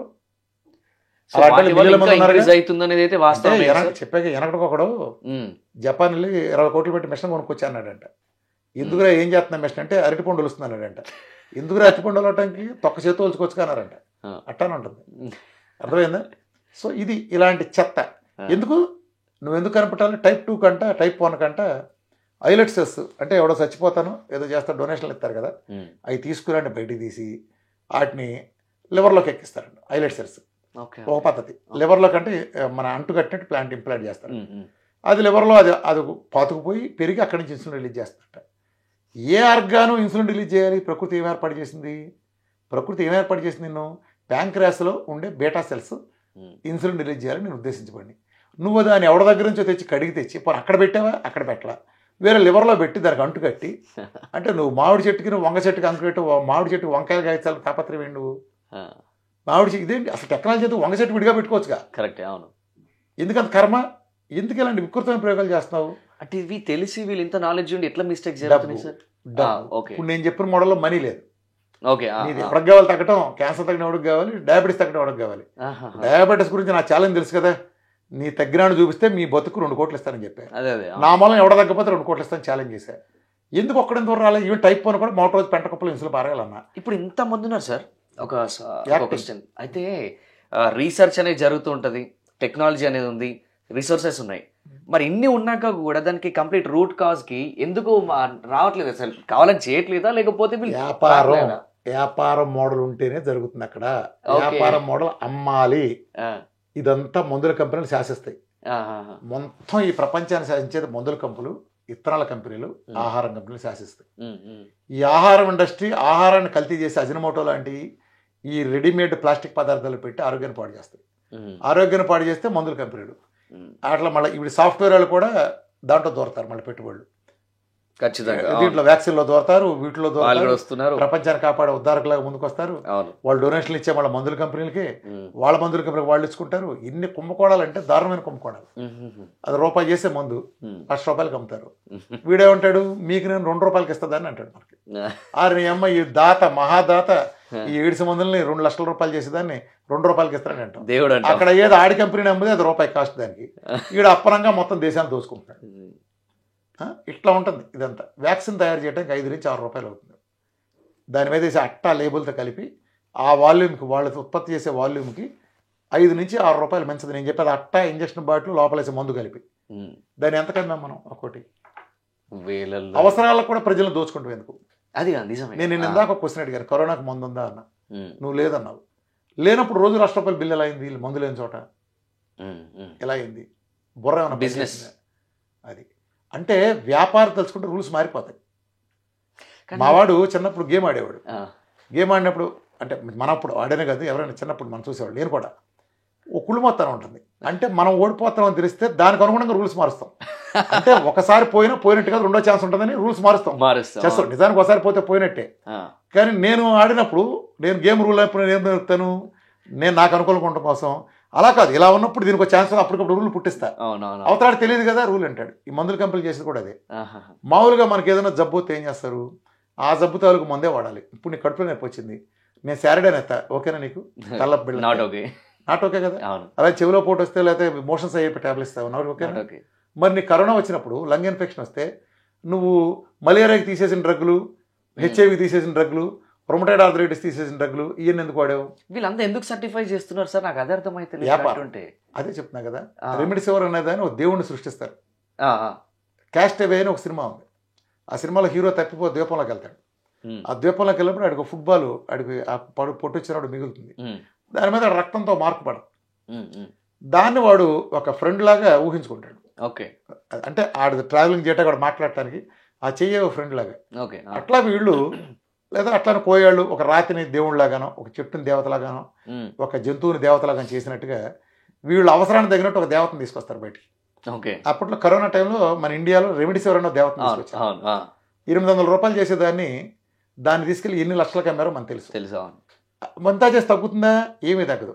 ఆ తర్వాత తెలిసింది ఏంటి, ఉత్తరప్రదేశ్ కానీ మధ్యప్రదేశ్లో రెమిడిసివర్ బాటిల్లోంచి తీసేసి సిలైన్ వాటర్లో డిస్టిల్ వాటర్ పెట్టేసిస్తే వచ్చిన చావు ఏంటంటే ఈ రెమిడిసివర్ ఇచ్చిన వాళ్ళకి ఎవరికి ఒకే రకం వచ్చింది. ఇంకా వీళ్ళే బతికారు. డిస్టిల్ వాటర్ పెట్టించాడే బతికాడు, రెమిడిసివర్ ఇచ్చిన వాళ్ళే చచ్చారు. ఇది ప్రూవ్ అయింది. అది కొన్ని వేల మందికి కుంభకోణం అన్నమాట. అంటే 2 లక్షలకి 7 లక్షలకి అమ్ముతున్నప్పుడు ఏం జరుగుతుంది, మందు అయిపోయిన తర్వాత ఖాళీ బాగా చేస్తాలు ఉంటాయి కదా, నువ్వు వాటిని తిరిగి డిస్టిల్ వాటర్కి ఇచ్చి ఇది రెమిడిసివర్ అమ్మేస్తే ఎవడు చూస్తాడు? పైన లేబుల్ ఉంటే పైగా మనం చూపించారు కదా. అమ్మినా మరి ఎవడో పోలా, వాటర్ తాగినాడు ఎవడో పోలా, రెమిడిసివర్ ఇచ్చిన చాలా మంది పోయారు. మళ్ళీ తూచన్నారు కదా. ఇప్పుడు మొదటి రెమెడీస్ ఎవరు ఇది ఓకే అని చేసిన జైల్లో పెట్టామా? లేదు లేదు. ఇప్పుడు చాలా మందులు చూస్తాం మనం. ఆ మందులు ఎలా ఉంటుందంటే ఈ మందు వేసుకున్నాం, ఈ మందు వాడిన వాళ్ళందరికీ ఇప్పుడు ర్యాంటాక్ అని ఆ మధ్య బ్యాన్ చేశారు. ర్యాంటాక్ అనేది మనకి పచారి కొట్లో కూడా దొరికే ఒక ట్యాబ్లెట్, అంటే గ్యాస్ కోసం వీటి కోసం వాడేది. ఇది వేసుకుంటే క్యాన్సర్ వస్తాయి అన్నారు. మరి దాని పర్మిషన్ ఇచ్చినట్టు ఏం చేశారు? విదేశాల్లో అయితే ఎలాంటి తీసాడు బోన్స్ అంతా కనిపించేవారికి అక్కడే ఉంచేవాళ్ళు, నడు రోడ్లు కూడా తీసి. మన దేశంలో అడుగు ఇంకోటి అప్పు చెప్తారు. అర్థమైంది ఎలా ఉంటాయి అంటే ఈ వ్యవస్థ ఈ దేశం అని కాదు, మందుల కంపెనీ ఆహార కంపెనీలు కాలు పెట్టిన ప్రతి వ్యవస్థ అలాగే ఉంది. అలా ఇప్పుడు ఏం చేయాలి? చైతన్యవంతులైన ప్రజలు మన కాపాడటానికి ప్రభుత్వాలు మీడియా రాదు. ఇప్పుడు అంతెందుకు నువ్వు చూస్తున్నావు, నేను ఇన్ని ఛాలెంజ్ చేస్తున్నా. డయాబెటీస్ టైప్ 2 ఒకటి తగ్గిందంటే ఇంత పెద్ద హెడ్డింగ్లు పెట్టి గొప్ప ఆవిష్కరణ, డయాబెటీస్ టైప్ 2 తగ్గుతుందని శాస్త్రవేత్తలు కనుక్కోపోతారని మనం పాపులర్ పేపర్లో నుండి చూస్తాం. నీ దగ్గర సంస్థలో పనిచేసేవాడు, ఆ కంపోజ్ చేసేవాడు ఫ్యామిలీలో 4 దగ్గర షుగర్ 15 ఏళ్ళ నుంచి వాడేవాళ్ళు. గ్యాంగ్రీన్ కేసు కాళ్ళు తీయాలని పెద్ద హాస్పిటల్ చెబితే ఆడు పరిగెత్తున్నాడు. కనీసం నీకు తెలిసే విషయం, ఓహో విఆర్కడి సేవ తగ్గిందా అని నువ్వు అంటున్నావు. నీకు వ్యక్తిగత అవసరం వస్తే నువ్వు మీడియా ఓనర్ అయిన కూడా నా దగ్గరికి వస్తున్నావు. నువ్వెందుకు నీ పేపర్లో ఇదిగో రామకృష్ణ గారు నేను 1000 మంది తగ్గింది మందులు ఎందుకు అని ఇవేంటి వేస్తే నీకు యాడ్లు రావు, హాస్పిటల్ యాడ్లు అయిపోతుంది. వీళ్ళని పోషించేది కార్పొరేట్ యాడ్లు, తెలుసు కదా. ఇదంతా ఒకటి బిజినెస్. ఇప్పుడు నాకు కొన్ని కార్పొరేట్ హాస్పిటల్ అంటే నేను వ్యవస్థనంట అన్నప్పుడు కొన్ని కార్పొరేట్ హాస్పిటల్ ఇబ్బంది కలిగినప్పుడు వాళ్ళు ఛానళ్ళ ఓనర్లు ఫోన్ చేసి మీరు ఇది అంటాం, లేకపోతే చాలా ఉన్నత స్థాయి వీళ్ళతో ఫోన్ చేసి మీరు ఇద్దు రామకృష్ణ గారు మాకు వ్యతిరేకంగా చేస్తున్నాడు అని వాళ్ళతో చెప్పిన అబద్ధం ఏంటి? మళ్ళీ వాళ్ళకి నా మీద అభిమానం ఉంది, వాళ్ళ ఫ్యామిలీ మెంబర్లు నా చేసిన వాళ్ళే. కానీ నన్ను ఆపాలంటే ఏం చేయాలి? రామకృష్ణ గారు వ్యాక్సిన్ వ్యతిరేకంగా చెబుతున్నాడు, వద్దని చెబుతున్నాడు అని ఒక ప్రచారం చేసి కాదే కొన్నాళ్ళు ఆయన కాపాడని ముఖ్యమైన స్థానాల్లో వాళ్ళతో చెప్పించడం. నేనంటాను ఇంత చదువు నువ్వు ఇంత హోదాలో ఉండి ఎందుకురాగా సిగ్గులేని బతుకు దిండు సావచ్చు కదరా. ఒక చిన్న సామాన్యుడికి నువ్వు ఆన్సర్ చేయలేక అనైతిక పద్ధతులకు వచ్చావంటే కర్ణుడు యుద్ధం చేస్తానంటాడు, నువ్వు సూతసూతుడు అంటారు. అప్పుడు దుర్యోధనుడు అంగరాజ్యం ఇచ్చి చేస్తాడు. ఆ సీన్ మనకందరూ పాపులర్, అంతే కదా. అర్హత కావాలా? అర్హత ప్రామాణికమా అని అడుగుతాడు. అర్థమైందా? ఇలా ఉంటాయి ఈ మాయాజాలం మొత్తం అలా ఉంటుంది. ఈ పరిస్థితులు ఎవరిని కాపాడుకోవాలి? మనమే కాపాడుకోవాలి. ఇప్పుడు ఇలాంటి వ్యవస్థలో ఉన్నప్పుడు అన్యాయాల మీద పోరాటం చేయడానికి కొన్ని సంస్థలు ఉంటాయి, జనవిజ్ఞాన వేదికలు కానీ హేతువాద సంఘాలు కానీ. ఇలాంటి ప్రజల్లో శాస్త్రీయ విషయాల మీద అవగాహన కల్పించి ప్రజల్లో మూఢనమ్మకాల మీద పోరాడాల్సిన అవసరం ఉంటుంది. కానీ వైద్యుల్లో నుండే మూఢనమ్మకాల మీద ఎవరు పోరాడాలి? వాళ్ళు పోరాడాలి కదా. వాళ్ళు పోరాడరు. వాళ్ళు వేసే బిస్కెట్లు కనుక్కోండి, లేదా వాళ్ళ గ్రూప్లో ఉండే మొహమాటాలు అనుకోండి. అందరూ బిస్కెట్లే నేను అన్నాం, ఒకళ్ళిద్దరు బిస్కెట్ గాళ్ళు ఉంటారు, వాళ్ళు తప్ప ఎక్కువ మంది ఏంటంటే మొహమాటాలు. అంటే నువ్వు పైన ఆడెవడో చేత ఒక వైద్యం చేసి ఇలా చేసేవాడిని బీపీ చూస్తున్నాడని అంటే నువ్వు ఇలా తిప్పేలా చేస్తావరా, టెలిమెడిసిన్ ఎలా చేస్తావరా అని అని పోట్లాడేవాడు. నేను ఓపెన్గా వచ్చి అల్లోపతికి సవాల్ చేసి మందులు పెంటకుప్పల పారాయణ అని చెప్పా. నా మీదకి వచ్చి డిబేట్ కూర్చుని ఎట్ట పారేయాలి, మా మందు ఇది కరెక్టు, నువ్వేదో 2 కోట్లను ఇవ్వు లేకపోతే నువ్వు వెళ్ళిపోతావా, లేదా నా మీద ఒక కేసు పెట్టి జైల్లో పెట్టి ప్రయత్నం చేసి మరి తోక కింద కంటే మడిసి పారిపోయి ఈస్ట్రోజన్ గాళ్ళు. దీనికి మీరు ఇంత పెద్ద ఛాలెంజ్ చేస్తున్నప్పుడు సార్, ఇప్పుడు డాక్టర్స్ కావచ్చు ఎందుకు చేస్తున్నారు ఈ ఛాలెంజ్లో నేను 2 కోట్లు పందెం కట్టుకుందాం లేకపోతే నాకని అంటలా బహుమతి ఇస్తాను. అవునవునవును. అసలు అవన్నీ అవసరం, నేను మొత్తం నా ఆస్తులని రాసిచ్చి వెళ్ళిపోతా ఫీల్డ్లోంచి. నీకు సింపుల్గా ఏం చేస్తలేదు, నువ్వేంటి ఎదురు డబ్బేం కట్టవసలేదు, అవసరం లేదు. నా ఛాలెంజ్ తీసుకో, నువ్వు పెద్ద తోపుగాడు. వాళ్ళు ఎందుకు రెస్పాండ్ అవ్వలేకపోతున్నారు అనేది ఇక్కడ పాయింట్. ప్యాంట్లు తడిస్తాయి కదా నిజాన్ని ఎదుర్కోవాలంటే. ఓకే, నిజాన్ని బుకాయించడం తేలిక, మీరు అన్నట్టు ఎదుర్కొనడం కష్టం. సింపుల్ ప్రూవ్ చేసే అయిపోద్ది. అదే కదా, నువ్వేదో చెబుతున్నావు. ఇప్పుడు అశాస్త్రం నువ్వు చాలా ప్రూవ్ చేస్తావుగా. ఒక సాయిబాబా లింగం తెస్తాడు, ఇవిడు మోసగాడు లింగం కాదు పెద్ద తీయని అడుగుతున్నావు కదా, అంటున్నావు కదా. చేయి నువ్వు పెట్టి టెస్ట్ పెట్టు, అల్లోపతి టెస్ట్ వాళ్ళు ఎంత సింపుల్ కదా, 5 నిమిషాల పని నువ్వే ఉన్నావు. ఆ ఏతో సంఘం పకోడి గని తీసుకొస్తావు, నన్ను రమ్మంటావు, అతను వస్తావు డాక్టర్ రిపోర్టులు తెమ్మను, నేను రిపోర్టులు తీసుకొస్తా, నీ ఇష్టం వచ్చిన ల్యాబ్ టెస్ట్ చేసుకుందాం, లేదా నీ దగ్గర సమక్షంగా పెట్టి నువ్వు 50 మంది నాళ్ళు 50 మంది తీసుకుందాం, డయాబెటీస్ 3 నెలల తర్వాత ఎవరికొందో చెక్ చేద్దాం. నువ్వు లేకపోతే నువ్వేం చేస్తావు? ఇప్పుడు నువ్వు తీసుకురా మందులతో దగ్గర ఒక్క రికార్డు తీసుకురా, నేను లేనాళ్ళు 1000 మందిని తీసుకొస్తా, రిపోర్టులు తీసుకొస్తా. అబద్ధం చెప్పగా రిపోర్టులు ఎందుకు అబద్ధం చెప్పవు అంటే, ఇప్పుడు సపోజ్ మీ మావయ్య ఉన్నాడు ఉదాహరణకి సనక్స్, ఈయన 20 ఏళ్ళ నుంచి HbA1c రికార్డులు అన్ని ప్రతి నెల నీ దగ్గర ఉన్నాయి. ఇప్పుడు నా డైట్ 3 నెలలు చేశాడు, తగ్గింది. 20 ఏళ్ళ నుంచి రికార్డులు అయితే నీకు ఉన్నాయన్నీ ఉంటాయి కదా నీ దగ్గర, ఉంటాయి. ఏం డెనా చేయవుగా. తర్వాత వచ్చేటప్పటికి నీకు ఇప్పుడు ప్రజెంట్ ఉన్న రికార్డ్స్ ఉంటాయి. ఉంటే తెలిసిపోతుందిగా, ఇది ఇన్నాళ్ళు 20 ఏళ్ళ తగ్గింది 3 నెలలు తగ్గదుగా. కంపారిజన్ అర్థం అంటే కంపారిజన్ అర్థమవుతుందిగా డైట్ చేసాడు అనేది. 20 ఏళ్ళ తగ్గింది ఇప్పుడు ఎడుగు HbA1c 5.1కి వచ్చి వాళ్ళు అంటుంది అంటున్నా కూడా ఆ షుగర్లు 100లోనే ఎలా ఉంటున్నాయి. అది 4-5 ఏళ్ళ నుంచి ఎలా ఉంటున్నాయి. అది చూస్తే నీ బతుకు బస్ స్టాండ్ అయిపోద్దిగా, అర్థమైపోద్దిగా. నువ్వు ఎందుకు పారిపోతున్నావు? మీరు అన్నట్టు మరి సంఘాలు ఇవన్నీ ఉన్నాయి, దీని మీద వాళ్ళు ఎందుకు రెస్పాండ్ అవ్వట్లేరు మనిషినే మీడియా రెస్పాండ్ అవ్వాలి అవ్వదు. మరి బిస్కెట్లు ప్యాంట్లు తడవటం. ఇప్పుడు అన్యాయం ఎదుర్చుంటే చిన్న స్థాయిలోనే వీళ్ళు పోరాడేది, చిన్న స్థాయిలో పోరాడతారు, పెద్ద స్థాయి కాదు. అర్థమైందా? అంటే నేను ఉదాహరణ చెప్తా, నీ దాకానే చూసుకుంటే అందులో స్వలాభం. నీ పక్కన ఉన్నాడు నీ ఫ్రెండ్స్ ఇచ్చకం పోకూడదు, వాళ్ళ వ్యాపారాలు పోకూడదు వరకే ఏదైనా మాడతారు. మరి దీనికి ఒక కంప్లీట్ సొల్యూషన్ ఏంటి? ఏం లేదు, ప్రజలు చైతన్యమే. అంటే జనాలు మారడం, పోరాటం అనేది గుర్తుపెట్టుకో. ప్రజలు తెలుసుకుని పోరాడాలి ఎప్పుడైనా సరే. ఒక నిజం ఎప్పుడూ ఉంటుంది. ఇప్పుడు పొద్దున్నే లేచి వాకింగ్ చేస్తే 1 గంట సేపు మంచిది అని తెలియని మనిషి ఉంటాడా? ఉండడు. హైదరాబాద్ జనాభా సపోజ్ 1 కోటి మంది ఉన్నారనుకో, హైదరాబాద్ జనాభాలో 1 కోటి మందికి తెలుసు పొద్దున్నే లేచి 1 గంట వాకింగ్ చేస్తే మంచిది. కానీ వాకింగ్ చేసే వాళ్ళకి 1 లక్ష కూడా దాటితే, అంటే 98 లక్షల మంది మెజార్టీ చేశారు కూడా అది కరెక్ట్ అవుతుందా? 1 లక్ష చేశారు కాబట్టి మైనార్టీ కాబట్టి వీళ్ళకి తెలియదు తప్పు చేశారు. అలా ఎప్పుడూ ఉండదు. ప్రపంచంలో మంచిని దక్కించిన వాడు తక్కువ మందే ఉంటారు. నువ్వు చిన్నప్పుడు చదివిన స్కూల్లో నీతో కూడా 100 మంది క్లాస్మేట్స్ ఉంటారు. ఆ 100 మందిలో ఒకడో ఇద్దరు డాక్టరో ఇంజనీర్ అవుతారు, లేదా 10 మంది అవుతారు. 90 మంది సామాన్యులుగానే బతుకుతారు. ఆ సామాన్యులుగా బతకడానికి లేదా అసామాన్యంగా ఎతకడానికి వీళ్ళు ఉండే వనరులు, అవకాశాలు ఒకే అవకాశం ఉంది. ఎవడెవడ ఆపల, వాళ్ళ మైండ్ సెట్లను బట్టి అలా మారుతుంది. సో ఇది ఒక అద్భుతమైన అవకాశం ఉంది అని గ్రహించి ఓపెన్ మైండ్తో, బ్రాడ్ మైండ్తో వచ్చి చేయించుకున్నాడు, వాడు బాగుపడతాడు. లేనాడు ఆడి కర్మ మందులేసి కనిపిస్తాడు. సరే, ఇప్పుడు ముఖ్యంగా చూసుకుంటే కనుక క్యాన్సర్ని మనము ఒక ఎగ్జాంపుల్ తీసుకుందాం. సో క్యాన్సర్ రావడానికి ఎన్నో రకాల కారణాలు ఉన్నప్పటికీ, సో అసలు ఎందుకు క్యాన్సర్ ఇంత విర్రవీగుతుంది? అంటే చిన్న పెద్ద అనే తేడా లేకుండా ప్రతి ఒక్కరు క్యాన్సర్ వస్తుంది మనం చూస్తున్నాం. సో ప్రాపర్ డైట్ ప్లాన్తో క్యాన్సర్ని తగ్గించుకునే అవకాశాలు ఎంతవరకు ఉన్నాయి? డైట్తో మాత్రమే తగ్గుతాయి. విఆర్కే డైట్ ఇప్పుడు ఉన్నట్లో ప్రపంచంలో కల్లా బెస్ట్ డైట్ విఆర్కే డైట్తో మాత్రమే అన్నిటికంటే బాగా తగ్గుతాయి. దీని నిదర్శనం కూడా దాంకో న్యూట్రిషనిస్ట్ చైనా ప్రభుత్వం నాకు ఇచ్చిన అవార్డు, నేను క్యాన్సర్ పట్ల సాధించిన విజయాలు కానీ, అసలు నాకు ఎందుకు తగ్గుతుంది ఈ క్వశ్చన్ నువ్వు ఫస్ట్ తీసుకోవాలి. నాకు క్యాన్సర్ ఎలా తగ్గుతుంది? ఇప్పుడు ఊళ్ళో ముసలం మీద గెలవలేడు, ఒలింపిక్స్కి వెళ్ళి పోటీ చేయగలడా? లేదు కదా. అలానే ఇప్పుడు డయాబెటీస్ ఉంది, మందు ఉందా? బీపీ థైరాయిడ్ మందు లేదు. మరి క్యాన్సర్ పెద్దదా, డయాబెటీస్ బీపీ ఈ పెద్దయ్యా? పిల్ల జబ్బు దీనేక తగ్గించలేనాడు, క్యాన్సర్ తగ్గించారంటే చెవులో పూలు వెంటనే మేము వాళ్ళకి ఎందుకు తగ్గవు? ఇంకా చాలా పిల్ల జబ్బులైన డయాబెటీస్కి, బీపీకి, గ్యాస్కే మందు కొనుక్కోలేదు, వాడు క్యాన్సర్ కనుక్కోవాలంటే నువ్వేలా నమ్ముతావు? ఆడి కనుక్కోలేదు కాబట్టి దానికి కూడా కనుక్కోలేడు. నాకెందుకు తగ్గుతుంది? నాకు డయాబెటీస్ తగ్గుతుంది, బీపీ తగ్గుతుంది, థైరాయిడ్ తగ్గుతుంది, 20 ఏళ్ళ నుంచి పిల్లలు లేని వాళ్ళకి హార్మోన్స్ సెట్ పిల్లలు కలుగుతారు, రొమటైడ్ ఆర్థరైటిస్ తగ్గుతాయి, ఎస్ఎల్ఏలు తగ్గుతాయి, సిస్టమిక్ స్క్లెరోసిస్, మయోసైటిస్లు, ఇలాంటి ఆటోఇమ్యూన్ డిసీజులు, అసలు సురియాసిస్లు, ఎగ్జిమాల్ లాంటి క్రానిక్ 30-40 ఏళ్ళని తగ్గుతాయి, డయాలసిస్కి వెళ్ళి బయటకు వస్తారు. ఇన్ని తగ్గుతాయి కాబట్టే ఇది కూడా తగ్గుతుంది. ఇది కూడా అందుకది ఆఫ్టర్ ఆల్ హ్యూమన్ బాడీ గుర్తుపెట్టుకో. ఇన్ని చేయగలిగినాడు అని 100 కుస్తీ పోటీలు గెలిచిన 101 గెలవడానికి అవకాశం ఎక్కువ ఉంటుంది. ఏ కుస్తీ పోటీలు గెలవనాడు డైరెక్ట్ గెలవగలటం అసాధ్యం అవుతుందా? ప్రాబ్లం. 100 శిఖరాలు ఎక్కినాడు, ఇంకో శిఖరం కూడా ఎక్కుతాడు. ఏ శిఖరం ఎక్కలాడు? ఊళ్ళో కనీసం 4 మెట్లు ఎక్కలేనాడు, శిఖరంగా డైరెక్ట్ ప్లాన్ చేస్తే ఏమవుతాడు? కుప్పకొలుతాడు. ఎక్కడ లోపం వస్తుంది? నేను సరిచేసే విధానం రూట్ కాజ్. వాళ్ళ మోడలు సిమ్టమాటిక్. నీకు వచ్చిన సిమ్టమ్ తొక్కేయాలి. ఇప్పుడు కీమోథెరపీ చేస్తారు, సర్జరీ చేస్తారు, అలాంటి రేడియేషన్ ఇస్తారు. ఈ 3 50 ఏళ్ళ నుంచి ఉన్నాయి. 50 ఏళ్ళ క్రితం ఉన్నాయిగా, ఇవాళ కనిపెట్టిన ఆవిష్కరణ కాదుగా.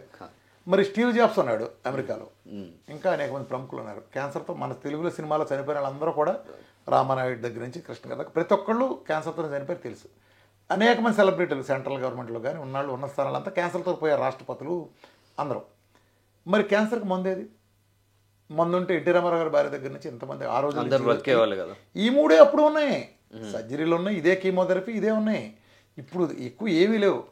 ఇంకా మోసాల్లో ఇమ్యూనోథెరపీలు పెరిగినాయి తప్ప, టార్గెట్ థెరపీలు ఇంకా మోసాలు పెరిగినాయి తప్ప, ఆ బేసిక్ 3 ఇప్పుడు చేస్తున్నారు కదా. మరి ఎందుకు వీళ్ళందరూ కాపాడలేకపోయారు? ఎందుకు కాపాడలేకపోయారు?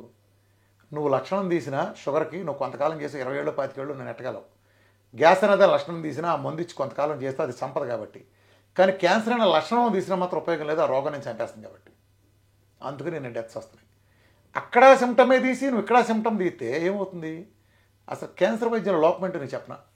ఇప్పుడు నువ్వు ఏదన్నా ఒక వ్యాధి నీకు వచ్చిందనుకో, ఆ వ్యాధికి నువ్వు చికిత్స తీసుకుంటున్నప్పుడు నువ్వు ఆ చికిత్సలో భాగంగా నీకు చాలా ఎనర్జీ వస్తుంది. మొదట నువ్వు చాలా నీరసంగా ఇలా వెళ్ళాడు, హాస్పిటల్ నుంచి వచ్చేటప్పుడు ఇలా వస్తుంది. ఇది మెంటల్ ఫీలింగ్ అనుకుంటావే సార్? కాదు కాదు, అలా వస్తుంది. అంటే రోగం తగ్గిపోవడంలో భాగంగా ఇప్పుడు ఒక జ్వరం వచ్చి 105 జ్వరంలో నువ్వు ఇలా ఉన్నప్పుడు 105 ఇది ఆ డయేరియాలు మోషన్స్ ఉన్నప్పుడు ఎన్నప్పుడు అవన్నీ కంట్రోల్ అయ్యి నువ్వు జ్వరం తగ్గిపోయి 98.4కి వచ్చి మంచి వచ్చినప్పుడు నువ్వు నడిచి వెళ్ళడానికి తేడా ఉంటుంది కదా. అవును ఉంటుంది. మరి క్యాన్సర్ వైద్యం ఏంటి? క్యాన్సర్కి వెళ్ళే ముందు పుల్లాకి వెళ్ళినాడు, నెత్తి మీద జుట్టు ఊడిపోయి. అసలు నెత్తి మీద జుట్టు ఏ సందర్భంలో ఊడిపోతుంది ఏ మనిషికైనా? ఇప్పుడు నువ్వు నీకు జుట్టు ఊడాలి, ఎప్పుడు ఊడుతుంది? ఇప్పుడు నెత్తి మీద జుట్టు అంతా ఏ జబ్బు చేసినా కూడదు. నీకు గుండె జబ్బు వచ్చినా కూడదు, కిడ్నీ పోయినా కూడదు, లివర్ సిరోసిస్ వచ్చినా కూడదు, జ్వరం వచ్చి ఏమొచ్చినా కూడదు కదా. ఎప్పుడు కూడా చచ్చినప్పుడు మన శవంతో పాటు కాలుతున్నాయి జుట్టు. అలాంటి జుట్టు నువ్వు ఒక ట్రీట్మెంట్ ఇవ్వగా నెత్తి మీద బొచ్చు ఊడిపోయిందంటే నువ్వు అది ఎంత శరీరం లోపల హాని జరిగితే జుట్టు వెళ్ళిపోయింది అంటే అది కూడా ఇప్పుడు మనకి డేంజరే. అది ఎంత డేంజరు. అవును. ఇప్పుడు నీ ఏళ్ళు నొప్పి తగ్గాలి ఫర్ ఎగ్జాంపుల్, ఇక్కడ సెగ్గడ్డు వచ్చింది, అవును, దాని ఇక్కడ దాకా నరకటం పరిష్కారమా? కాదు. అదేంటి ఏళ్ళు నొప్పి తగ్గిందిగా, దీన్ని తీసే ఏళ్ళు నొప్పి ఎలా తగ్గాలి? At what cost?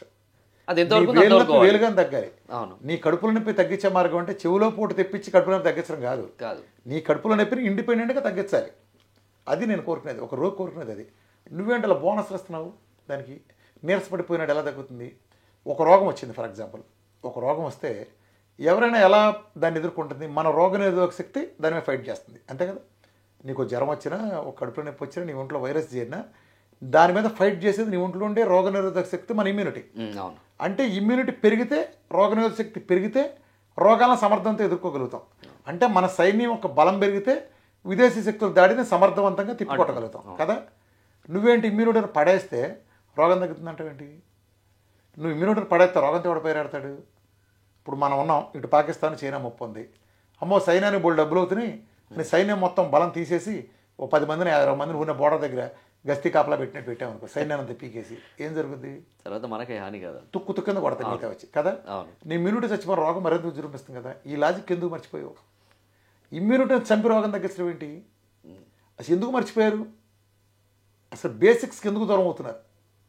ఒక ఇమ్యూనిటీ పెరిగి వెళ్ళాలి. ఇప్పుడు ఒక కారు రేసులో వెళ్తాయి కదా, ఇది క్యాన్సర్ కారు అనుకో, దీని పక్కన ఇమ్యూనిటీ కారు వెళ్తాయింది, ఇమ్యూనిటీ కారు వెళ్తాయింది. నువ్వు ఈ కారుని, ఇమ్యూనిటీ కారుని మరింత స్పీడ్గా పోనెత్తే దీన్ని క్రాస్ చేసి ఆపగలవా? దీనికంటే స్లో చేస్తే దీన్ని తగ్గిస్తే నువ్వు దాన్ని ఆపగలవా? దీన్ని స్పీడ్ చేసుకొని ముందుకు వెళ్ళిపోవాలి. ఈ కారుని ఆపాలంటే, క్యాన్సర్ కారుని ఆపాలంటే ఇమ్యూనిటీ కారు మరింత బలంగా ఉండాలి. అవును, మరింత పెరగాలి. నువ్వేంటి ఇమ్యూనిటీ తగ్గిస్తున్నావు? ఓకే. నువ్వు రేసులో ఇమ్యూనిటీ వెనకబడితే క్యాన్సర్ ఏమవుతుంది? మరింత వేగం దూరం పెరుగుతుంది. మరి విఆర్కే గారి డైట్ క్యాన్సర్ని తట్టుకునేలాగా ఏం డైట్ ఉందండి క్యాన్సర్ కోసం? ఫస్ట్ మెటబాలజీ మార్చాలి. ఓకే. అసలు ప్రపంచం మొత్తం ఫెయిల్ అవడానికి, విఆర్కే డైట్ సక్సెస్ అవడానికి కారణం అంటే వైద్య విధానాలు. మీరు ఏ విధానం తీసుకోండి, వైద్య విధానాలు. ఈ ప్రపంచంలో మెటబాలజీ మార్చేది నేను ఒక్కడనే. ఉదాహరణకి మీకు బాత్రూమ్ ఉంది మీ ఇంట్లో, నీ అటాచ్డ్ బాత్రూమ్ ఉంది బెడ్రూమ్లో, నువ్వు 20 ఏళ్ళు వాడావు, అది వాళ్ళు రిపేర్కి వచ్చింది, బాగు చేస్తున్నారు, వర్కర్లు మొత్తం రెనోవేట్ చేస్తున్నావు, నీ అటాచ్డ్ బాత్రూమ్ని రిపేర్ చేస్తున్నావు, వర్కర్స్ వచ్చి పని చేస్తున్నారు. ఇప్పుడు నీకు టాయిలెట్స్ అవసరం వచ్చింది, నువ్వు ఆ బాత్రూమ్కి వెళ్తా, వాళ్ళు పని చేస్తూ ఉండగా, వర్క్ జరుగుతూ ఉండగా వెళ్ళగలవా? నీ సిగ్గు లేకుండా నువ్వు వెళ్తే ఆ వర్క్ జరుగుతుందా? జరగదు. నువ్వు 1కో 2కి వెళ్తాడా, వర్క్ చేస్తాడా? చేయడు. మరి నువ్వు ఆపుకుంటావా 4 రోజులు? లేదు. ఏం చేస్తావు? ఇంకో సొల్యూషన్, ఇంకా వేరేదో అంటే ఆ 4 రోజులు ఆ రిపేర్ చేసే దాన్ని వాడకుండా ఇంకో దానికి వెళ్తావు. ఇప్పుడు నీ కారు సర్వీసింగ్ ఇచ్చావు, 4 రోజులు పడుతుందండి మొత్తం ఓవరాల్ సర్వీస్ చేసిస్తాడు. సాయంత్రంకి వెళ్ళి మామిడి తీసి సినిమాకి వెళ్ళి కారు ఇమ్మంటావు, ఆడు కారు ఇస్తాడా? ఒకళ్ళు ఎవడో నువ్వు నా కారు అడగటానికి నా కారు ఇచ్చేయని లాక్కెళ్తే సర్వీస్ అవుతుందా? కాదు. దీన్ని బట్టి నీకు అర్థమయ్యేది ఏంటి? ఒక బాత్రూమ్ను రిపేర్ చేస్తూ ఉండగా దాన్ని ఉద్దేశించిన పర్పస్కు నువ్వు వాడటం జరిగితే ఆ రిపేర్ జరగదు, నువ్వు వేరే చేసుకోవాలి. ఒక కారు సర్వీసింగ్ ఇచ్చినప్పుడు ఆ కారు నువ్వు వాడటం కుదరదు, ఆ టైంలో నువ్వు ప్రత్యామ్నాయ రవాణా మార్గం నువ్వు చూసుకోవాలి. ప్రత్యామ్నాయ ప్రయాణ మార్గం నువ్వు చూసుకోవాలి కదా. నువ్వు అలా రిపేర్ అవ్వదు, నీకు తెలుసు కదా. అలానే మన శరీరంలో 2 మెటబాలిజీలు ఉన్నాయి. మనం గ్లూకోజ్ మెటబాలిజీలు ఉన్నాం. ఈ గ్లూకోజ్ మెటబాలిజీని దుర్వినియోగంగా సంభవించిన అనర్థాలు ఇవన్నీ దీంట్లో ఉండగా అనర్థాలు. గ్లూకోజ్ మెటబాలిజీలో ఉండగా సంభవించిన అనర్థాలని నువ్వు అదే గ్లూకోజ్ మెటబాలిజీ ఉండగా నువ్వు ఎలా రిపేర్ చేస్తావు? ఓకే, అక్కడ నీ తెలివితేటలు బాత్రూమ్ వచ్చాక. ఇంకో స్ట్రైట్ క్వశ్చన్, నీ దేవుడు నీకు 2 కాళ్ళు ఇచ్చాడు. నీ దేవుడు, నేనైతే నేచర్ అంటే దేవుడు నమ్మను కాబట్టి, నువ్వు దేవుడు అంటే దేవుడు, నేచర్ అంటే నేచరు. నీకు 2 కాళ్ళు ఉన్నాయి, ఓ పర్పస్ ఉంది, నిలబడతావు, నడుస్తావు, పరిగెత్తావు. 2 చేతులు ఉన్నాయి, పట్టుకుంటావు, బాటిల్ తిప్పుతావు, 2 పర్పస్ ఉంది కదా. ఒక చేయి కంటే 2 చేతులకు పర్పస్ అని బట్టి 2 చేతులు ఉన్నాయి. 2 కళ్ళు ఉంటే డెప్త్ తెలుస్తుంది కదా, 2 చెవులు ఉంటే సౌండ్ డైరెక్షన్ తెలుస్తుంది కదా, 2 ముక్కులు పీల్చడానికి ఉంటే ఒక ముక్కు పూడిపోతే ఇంకోటి పనిచేస్తుంది కదా. అదే ఒక బొక్కే ఉంటే అది పెద్దది ఒకటి దూలం లేకుండా ఉంటే ఏం జరుగుతుంది? జలుబు చేసినప్పుడు ముక్కు పూడిపోయింది, ముక్కు పూడి గాలాడ చచ్చిపోతాం. అవును. సో ఇప్పుడు ఒకటి పూడితే రెండోది ఉంటుందని బట్టి మన రక్షణ వచ్చింది. సో నోరు ఒకటే ఉంది కదా, ఉన్న నోరుతో వస్తున్నాం కాబట్టి రెండో నోరు లేదు. సో ప్రతిదానికి ఒక పర్పస్ ఉంది కదా ఈ సృష్టిలో, ప్రతిదానికి ఒక పర్పస్ అయితే ఉంది కదా. ప్రతిదాన్ని వాడుతున్నావుగా, ఎడంకాలు మంచిది కాదు నువ్వేం తీసేయట్లేదుగా, దాన్ని వాడుతున్నావుగా. సో ప్రతి ఆర్గాన్ని నీ దేవుడు నేచర్ ఇచ్చిన ప్రతి ఆర్గాన్ని వాడే నువ్వు అలానే కీటోన్ మెటబాలిజం ఉంది, fat metabolism, glucose metabolism, 2 metabolism ఇచ్చాడు నీకు నీ దేవుడు ప్రకృతితో. గ్లూకోజ్ మెటబాలిజం ఉంది, ఫ్యాట్ మెటబాలిజం. ఇదేం వేరమచ్చ నాకు ఇచ్చింది కాదుగా, నీ పుట్టుకతో 2 మెటబాలిజాలు ఉన్నాయిగా. అన్నీ 2 ఉంటే వాడినా నువ్వు ఏం మారాగం వచ్చిందని పుట్టినప్పుడు సచ్చేదాకా అదే గ్లూకోజ్ మెటబాలిజం ఉంటున్నావు నువ్వు. ఓకే ఓకే మార్చాలి ఇది అంటే మార్చినప్పుడు అది నీకు ఇచ్చాడంటే ఏదో పర్పస్ ఉందిగా. అవును. నీకు అది వచ్చిందంటే ఏదో పర్పస్ ఉందిగా. పుట్టినప్పుడు సచ్చేదాకా గ్లూకోజ్ మెటబాలిజం పడి దొరికితే నీకు ఎందుకు ఇచ్చినట్టు? దాని యూజ్ లేదు ఇక. అంటే అది ఉంది అంటే ఏదో యూజ్ ఉందిగా. అవును. ఎందుకు వచ్చిందంటే మనం బాత్రూమ్ దగ్గరే మనకి తెలివితేటలు చూపించి ఇది కనుక రిపేర్కి వచ్చినప్పుడు వాడటానికి ఇబ్బంది కాబట్టి వేరే బాత్రూమ్ అని మనకు తెలివితేటలు ఎలా చూపిస్తామో మనకేంటి తెలివితేటలు. ఇంత పెద్ద బాడీ ఎవల్యూషన్ జరిగినప్పుడు దాని ప్రత్యామ్నాయ మార్గాలు ఉండవా?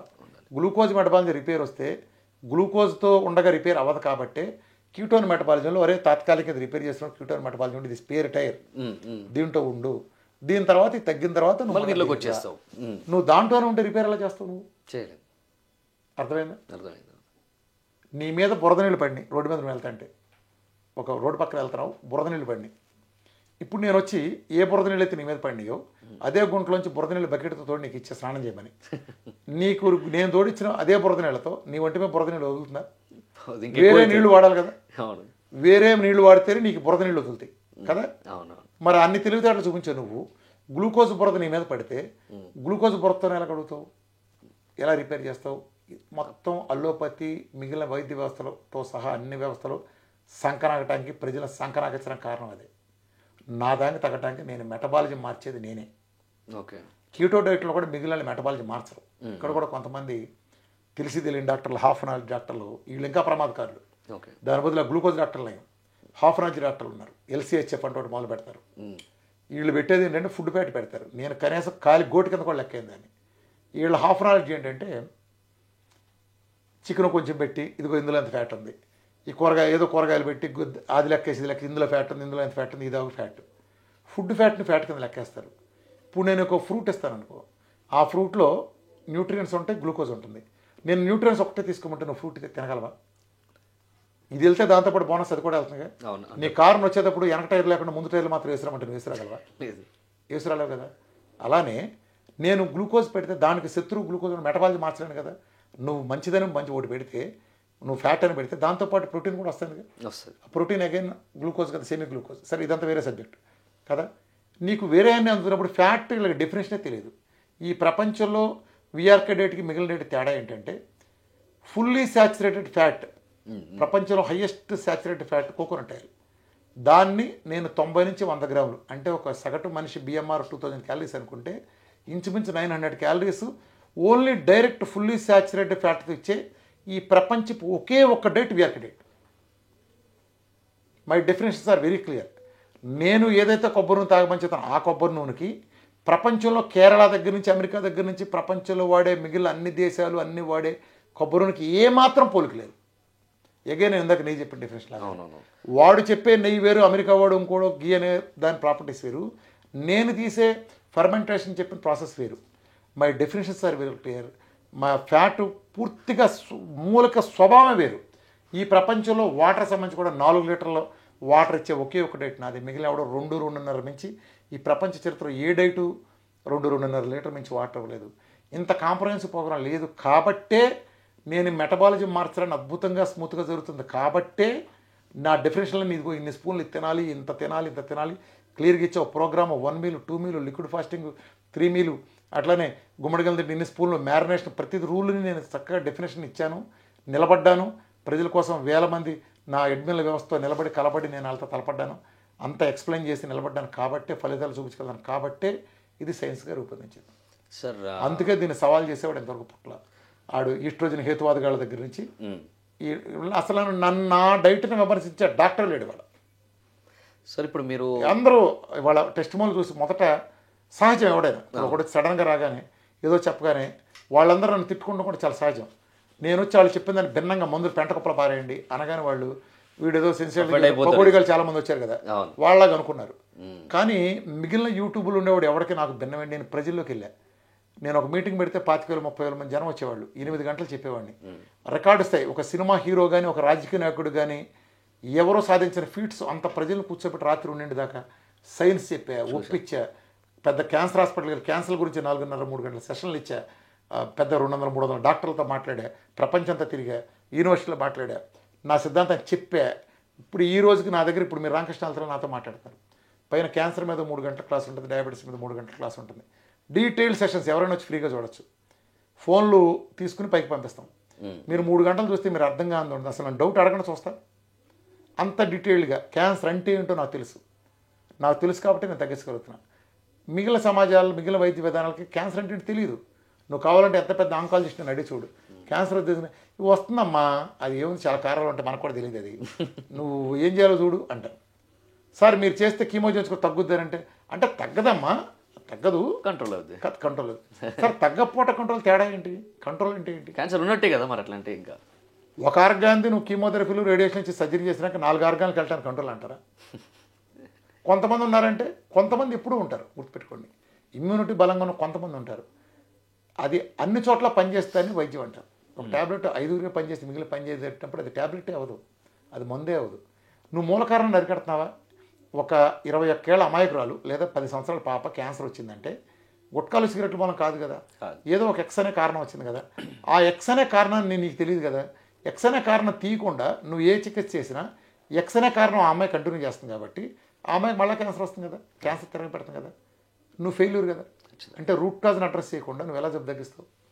అందుకే ప్రపంచం ఫెయిల్ అయింది. సార్ ఇప్పుడు మీరు మీ సెషన్స్ అన్ని విన్నప్పుడు నాకు అర్థమైంది అంటే ఎక్కువ మీరు కోకోనట్ ఆయిల్ గురించి. కోకోనట్ ఆయిల్ కదా, ఫ్యాట్.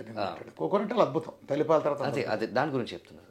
ఇప్పుడు మనకి కేరళ స్టేట్ అనగానే కోకోనట్ ఆయిల్తో ఎక్కువ ఫుడ్ తింటారని చెప్పేసి మనకి బేసిక్ అందరికి తెలుసు.